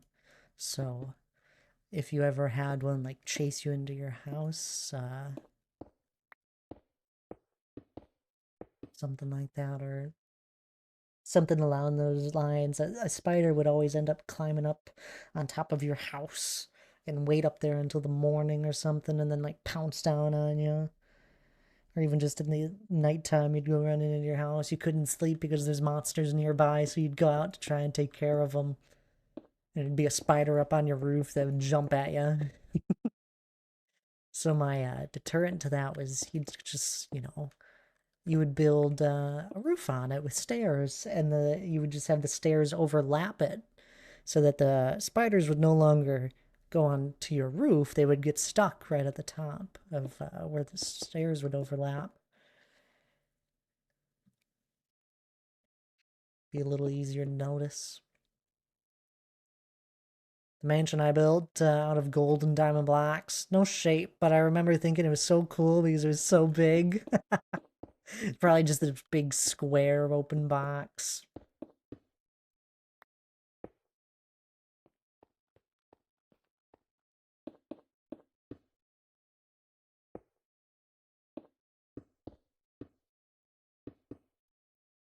probably one of the more vibrant colors in the game, was the diamond black and gold one. You could never build out of it, truthfully, back in that time. But there'd be these weird duplication glitches in the game.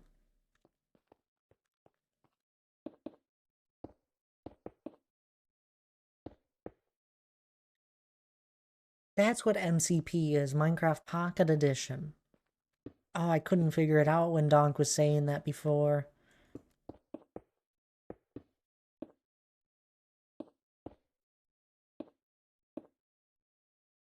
Nether core reactor, never experienced that, never played Pocket Edition.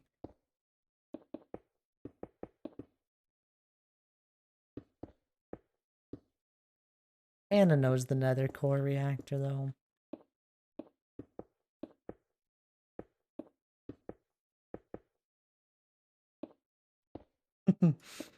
Any of you guys remember the first time you experienced a bed blowing up in the nether? It didn't happen to me. I was playing with one of my cousins. And setting up a little base outside the nether portal on the nether side. And it's like, of course you throw a bed down. And it's like, what happens when you click the bed in the nether? Because it's never nighttime. Boom! So all of a sudden, like, there's this huge explosion in the side room, and it dies, blows up. All of his stuff goes flying down into lava down below. It's like, what happened? Yeah, beds blow up.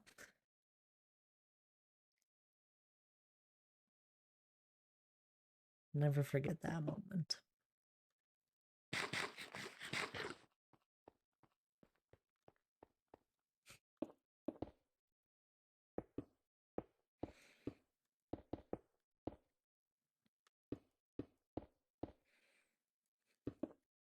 What an interesting mechanic. Like, what? They couldn't have just been like, you hop in the bed and nothing happens, or, nothing happens when you click the bed. It's like, unable to sleep, nether, like, you know how there's like, you can't sleep when there's monsters nearby. It could have just been something like that, unable to sleep, not nighttime or something. No, they decided, what if the bed just blows up?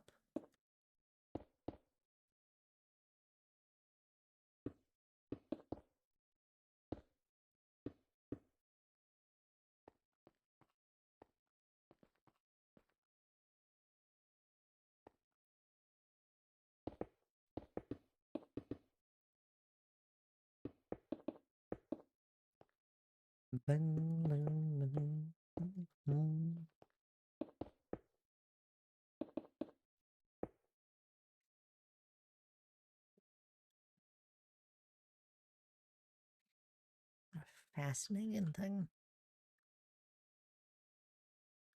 Spontaneous combustion.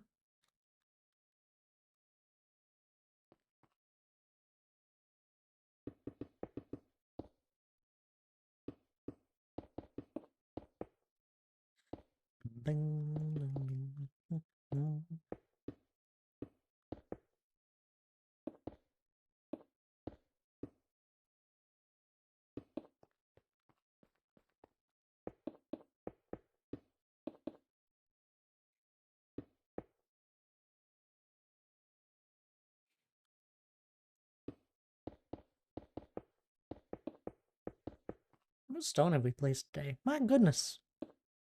Over 3 shulkers.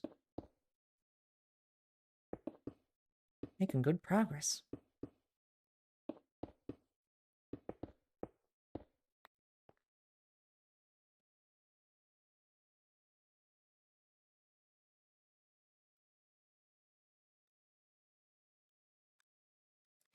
Took me so long to figure out how blocks worked. Oh goodness, where's this going? I couldn't figure out how to place stairs for the longest time. That's understandable. You know how you can have them on the top or bottom of blocks to get them to go a certain direction? Yup. I remember when they introduced that to the game. I don't think we didn't have upside down stairs for the longest time, and I remember when they introduced that to the game. It's like, oh, I have to be purposeful on what angle I'm placing this block at now.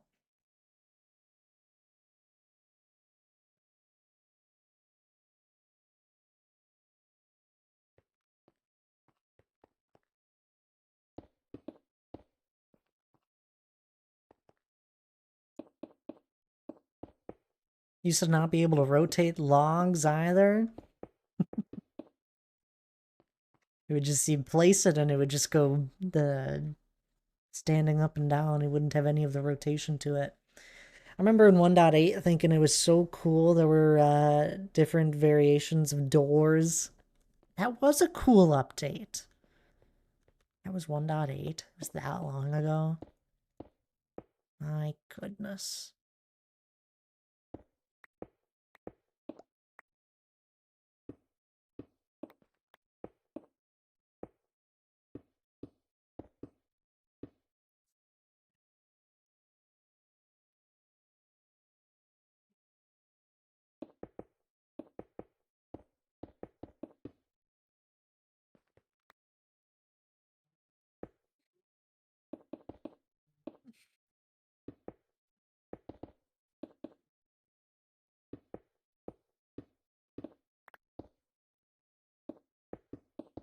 Different doors were cool. I feel like Dark Oak came out right around that time.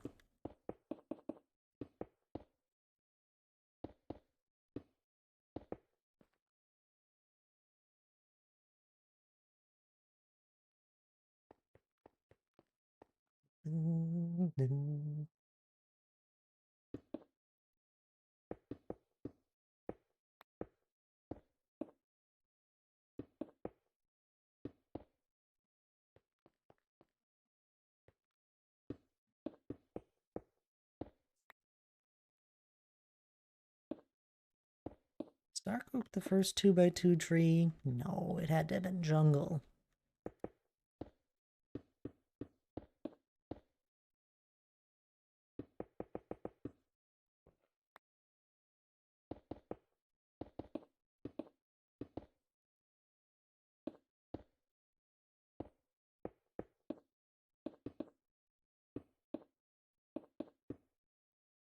Remember 1.8 coming out, so probably got Minecraft the year prior in 2013.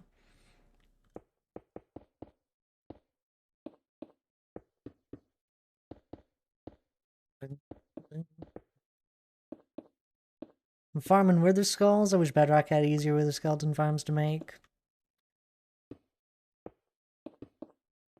What are the mechanics with it? What do you need for wither skellies to spawn in Bedrock? What are the conditions that need to be met? Nether Fortress, light level 7 or less. And specific, often on nether bricks or within the bounding box. So it has bounding box for optimal farm. Get a large flat spawn proof area in the fortress located within Soul Sand Valley. Sounds pretty similar.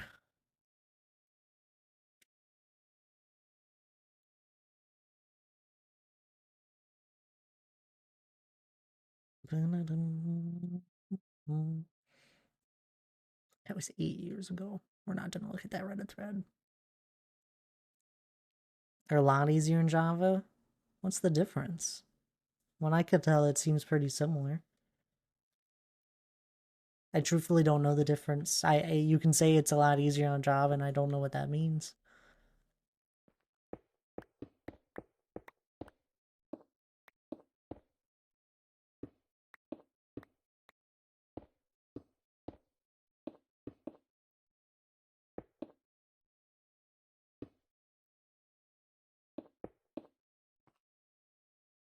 Skellies.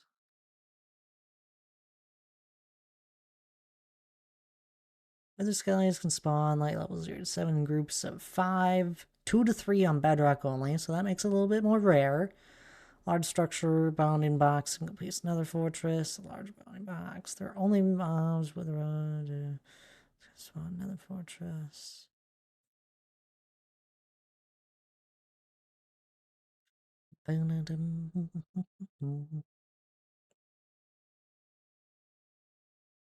Rock Edition.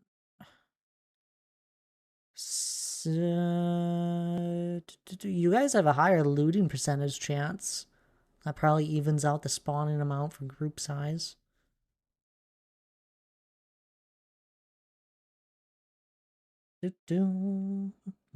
You guys with looting 3 have an 8.5% chance of getting a skull, and on Java Edition it's only 5.5 with looting 3. What a weird change. But we have a higher chance of getting larger groups, up to 5.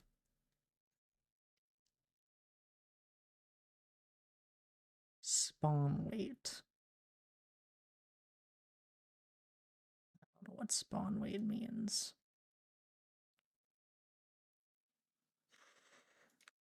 It's hard to explain, but it takes a lot more work in Bedrock to set up. Still gets worse results. Yeah, because you don't get as large of group spawning.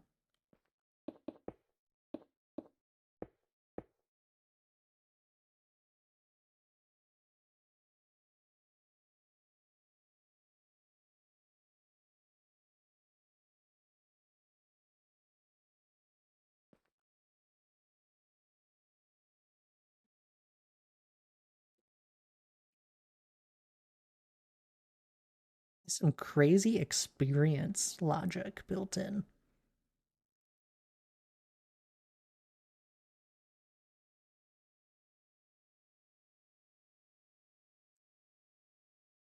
I think Bedrock has set spawning spots for their skeletons, but Java spawning spots for them are better, I think.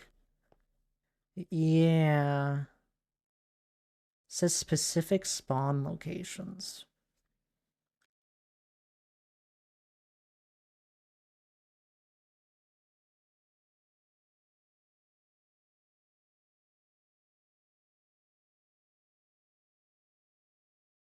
Wither Sky spawn in Bedrock. Specific fixed grid spots within fortress structure bounding box. They spawn most efficiently in fortresses located in Soul Sand Valley. Well, that's because of all the spawn proofing with Soul Sand Valley, less mob spawn in general.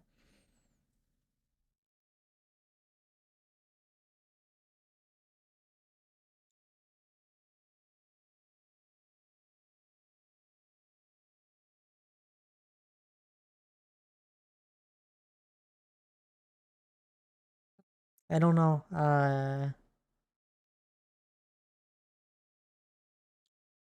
I'm assuming that's not something that is easily said.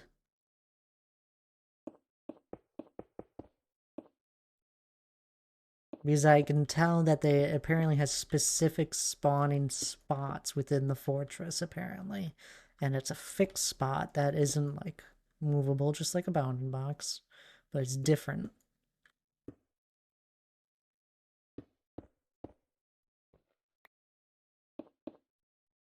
Wither and Guardians have specific spawn points and structures. Is there, like, what is the specific point? Or is it just some random specific point within the bounding box of the structure? Is what it is. Did you narrow it down like a slime chunk? Is it like that? Similar?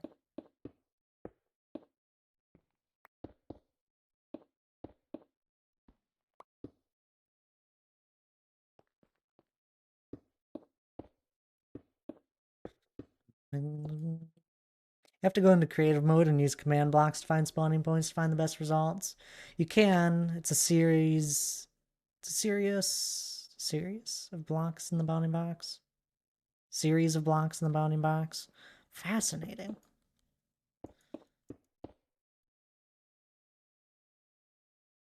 It's probably to ease up on the game needing to determine what is spawnable. And instead, it's like, these are the set spawnable blocks and allow a chance to happen. Better for processing. Yeah, exactly.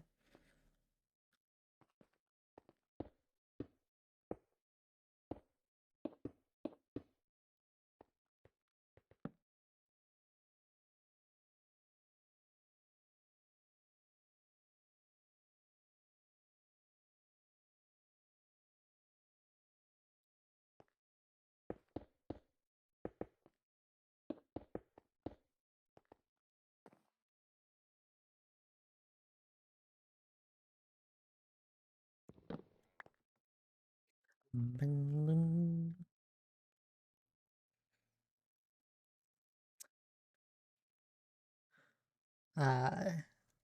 But I'm assuming there's still... Does Bedrock have mob cap? The global mob cap, limited natural spawning to roughly 200 mobs. So similar sense there, where there's still a mob cap. So if you eliminate all of the spawning from like pigmen and gas and blazes, you eliminate all of that as much as you can, then you'd probably have a higher chance of it. And gets you a little bit closer.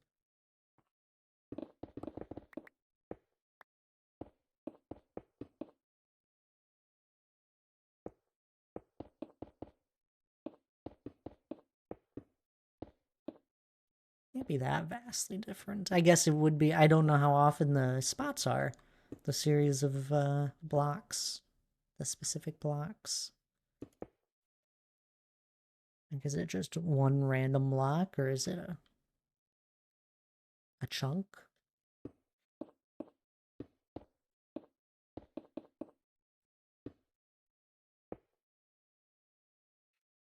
I'll do it. Use command block to kill mobs over and over again, while a block of your choice is used to indicate where they spawned. Ah. I've seen people do that for finding specific flowers in a flower biome.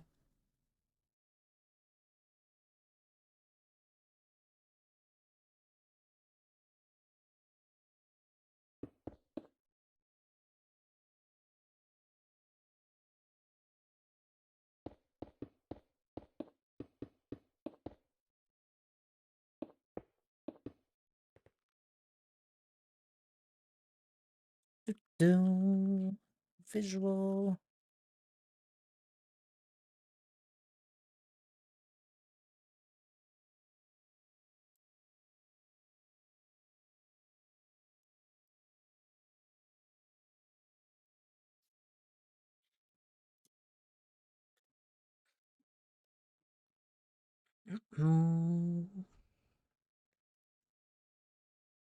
Dang.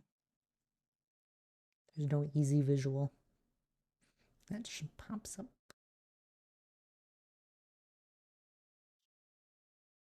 I used White Wool to mark out where wither skeletons would spawn, and I took that info into my survival world. Well, there you go. Or you mean you like grabbed your seed and then figured it out from there? Yeah, it's got to be like one of the easiest ways to figure it out. Otherwise, it's like trying to find a slime chunk on in survival, and you just like figure out where the heck they spawn. How big are the spots? That's just my pure wonder.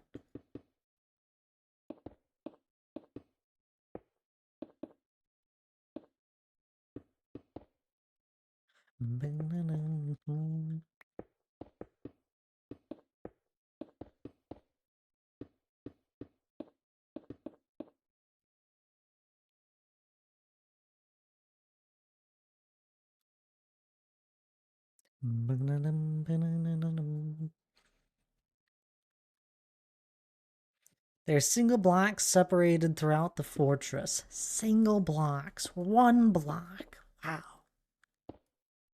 That's rough.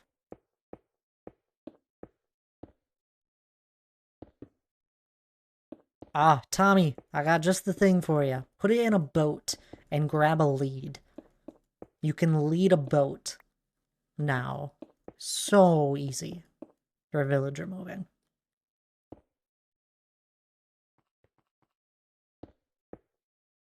And then once you finally, can it go up blocks easier? It can, but you have to do something where, like, imagine this is the boat, I'm leading it, and I'm trying to go up. It's gonna have a bit of a hard time going up just like gradually. Sometimes you'll have to jump and it'll go up. If you're going up like a couple blocks, you can like pillar up and it'll like fly to you nicely. You just got to keep an eye on it and make sure the lead doesn't break. And even if the lead does break, then you just go from there. But yeah, it goes up blocks nicely.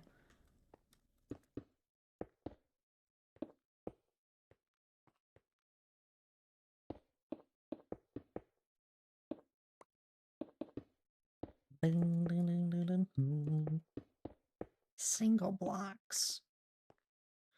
Are they close to one another? They broke it down to single blocks. That's rough. Just got suffocated one on accident, so I gotta make more. Oh no. Yeah, no, my favorite way to move villagers at the moment is with a boat and lead. Uh, that's just like the quickest and easiest way to do it. While going over like weird landscape. Once you finally get to where you want to like move the villager in, I highly suggest using a job block. And it'll, it like walks towards the job block. It gets real close and near one. Yeah.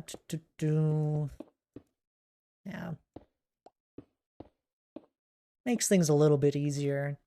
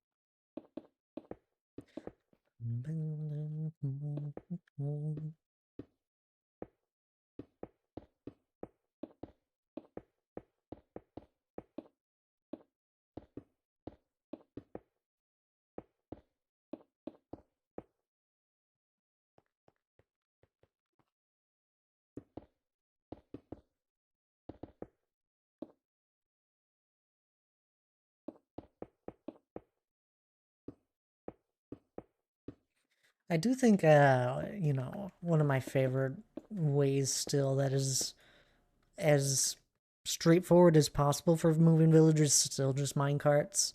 Like if you're just like yoinking a villager out of a villager breeder, you can just like quick pick one up with a minecart and take it right to where it needs to go. It's the most it's gonna be the easiest way to do it if you don't want any problems to happen. For like initially getting villagers like set up, boats are nice. Moving them over for long distances, but once you like set up in an area, making your villager hall, oh, minecart all the way. These boats are too big to get it within like a specific spot like this. It's just like you can't fit it in there easily. Which is where I try to use the villagers' AI movement and how it like goes to its job block usually.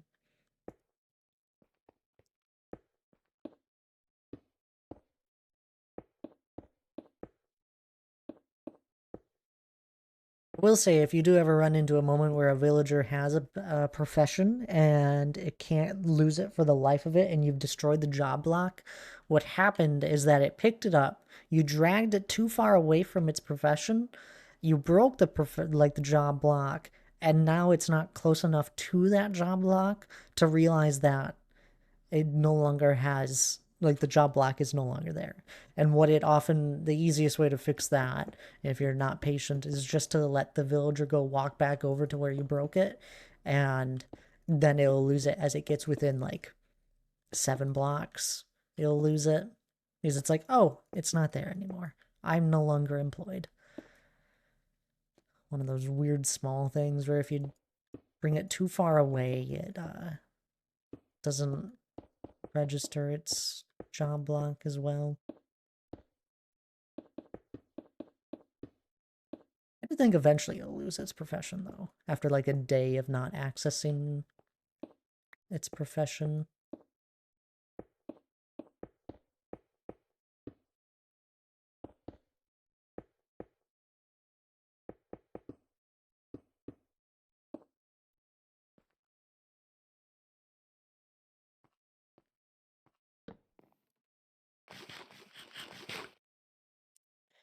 I've done so much mob moving in this game. But I stand by it. I think this current version of the game, at least 1.21.11, is the easiest it has been in years to ever move any mob in the game. Wasn't going in the minecart for some reason.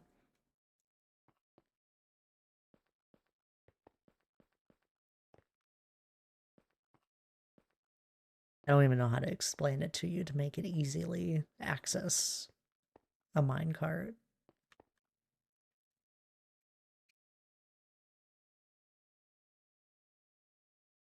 There's this weird small mechanic where mobs don't access a boat or a minecart, where if they there's like a few it's different from mob to mob, but sometimes like if they are, let's say the boat is like right here and they're up here and they walk down on top of it, they won't access it. The best way to really pick one up, and they can't be too close to it, is to have them standing like right here and then push the minecart right next to them, like right here along a rail, and it'll pick them up almost instantly. But they can't be like right next to it as you place it. You want to like push it past them,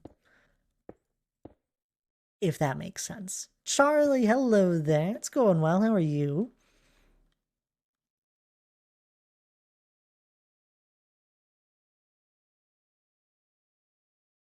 Oh yeah, no, blazes will burn wither skulls. It is annoying. You know what is cool? If you're killing withers by hand, there's obviously gonna be, or not withers, wither skeletons by hand. There's gonna be blazes shooting at you. If I don't have fire resistance, I'll use a wither skeleton as a shield. Because if the little fire thing hits the wither, it just disappears because they're fireproof. The skulls are not fireproof, but the living wither skelly is fireproof. So I'll use them as shields.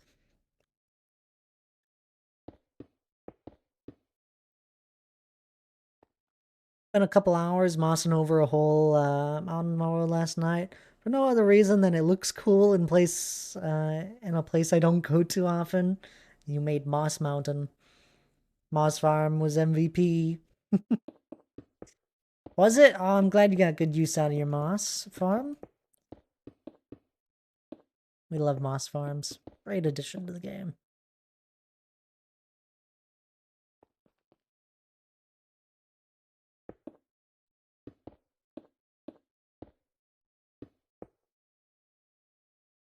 I hope you're doing well there, Charlie. Hope you're enjoying the weekend.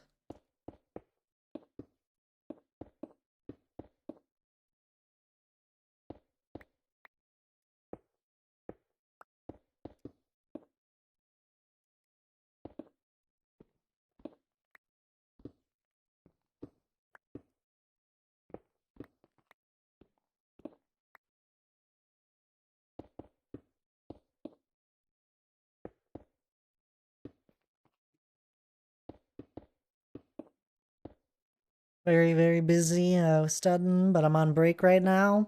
Well, that's good. I'm glad you're taking a little break there. Sorry you've been busy though with studying that.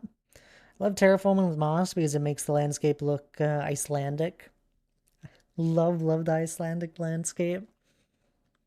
Moss is a great block for moss is just a great block. I love mixing it in here and there.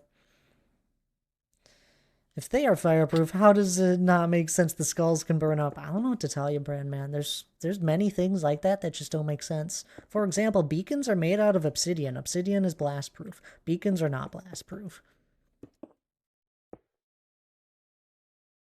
You know what is made out of obsidian and is blast proof? Enchanting tables.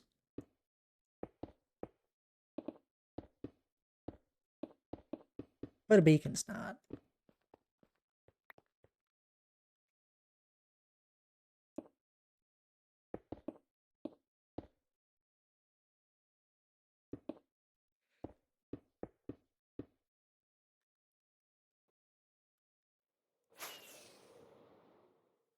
Where like the whole landscape is just small rolling hills and grass with maybe like two small trees.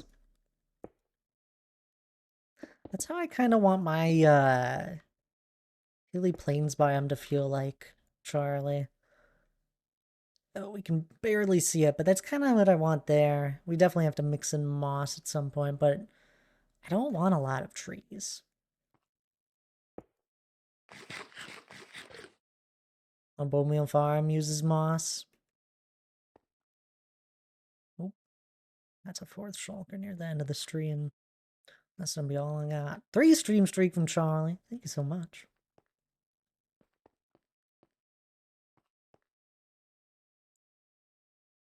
We actually got a lot of work done here. Expanding the mountain inwards. You'd think the rarest blocks wouldn't be so easily destroyed. Nah, they just burn right on up.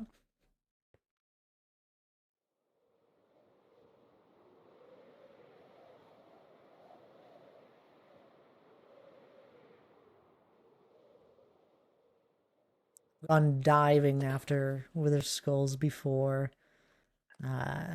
When I'm farming them by hand and it like starts to fall off the edge towards lava, I'll go diving after them.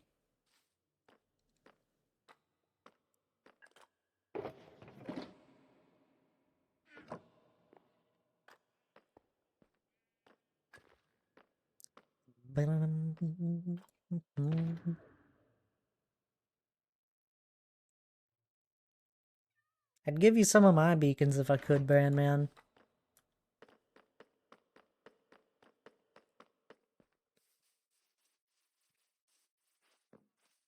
And you think that's a wither skelly that actually spawns wither skeletons? Not withers. Do you think that's a skelly horse that actually spawns skelly horses? I have a whole bunch of them that just wander, but I haven't seen one. Nope. Just one we've already dealt with. Oh.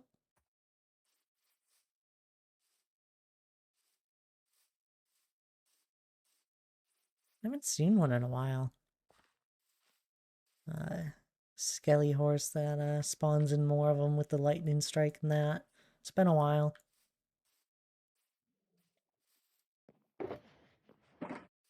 They'll despawn if you don't trigger the skelly horse trap. I looked it up once. Just curious.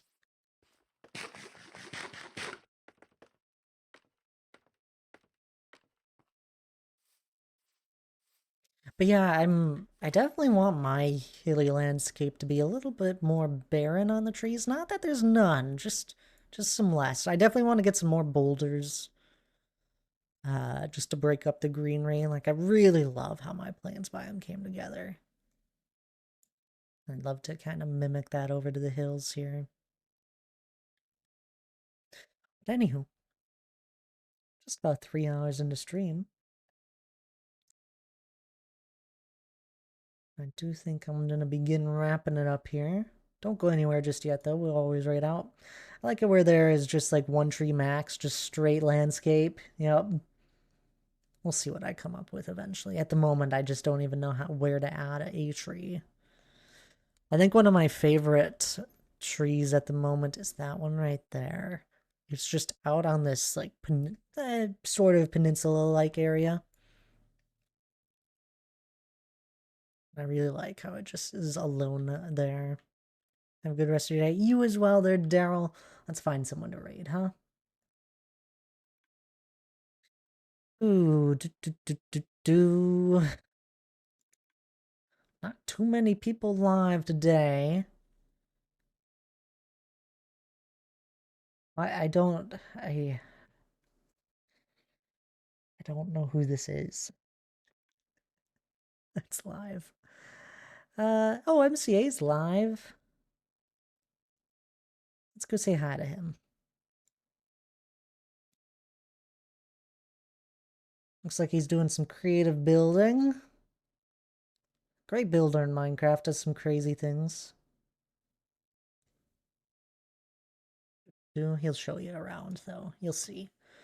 I do need to raid and run, though, so I'll probably just be popping on in to say hello. Let's get the raid message up. Mature audiences, really, MCA? Let's go say hi anyway. I appreciate everyone hanging out. I really do. I hope everyone has had a lovely weekend, has enjoyed their Easter if they did anything. Y'all have a lovely rest of your weekend as well. I'll be live again this coming Tuesday. You guys know the deal. 5 p.m. Central Start Time as usual. If anything ever changes, I'll update you. Otherwise, do grab that raid message. It truly means a lot to me when I see all of us grabbing that raid message and being one big community. I know there's a lot of you here. I know some of you are lurking. But feel free to grab that first raid message if you're sub. Grab the second one if you're not. That's alright. It's fun seeing all of you guys join together with the raid message. At least say something. Every time it makes me happy. Otherwise, I think that's all I got for you. Y'all have a lovely rest of your weekend, as I said.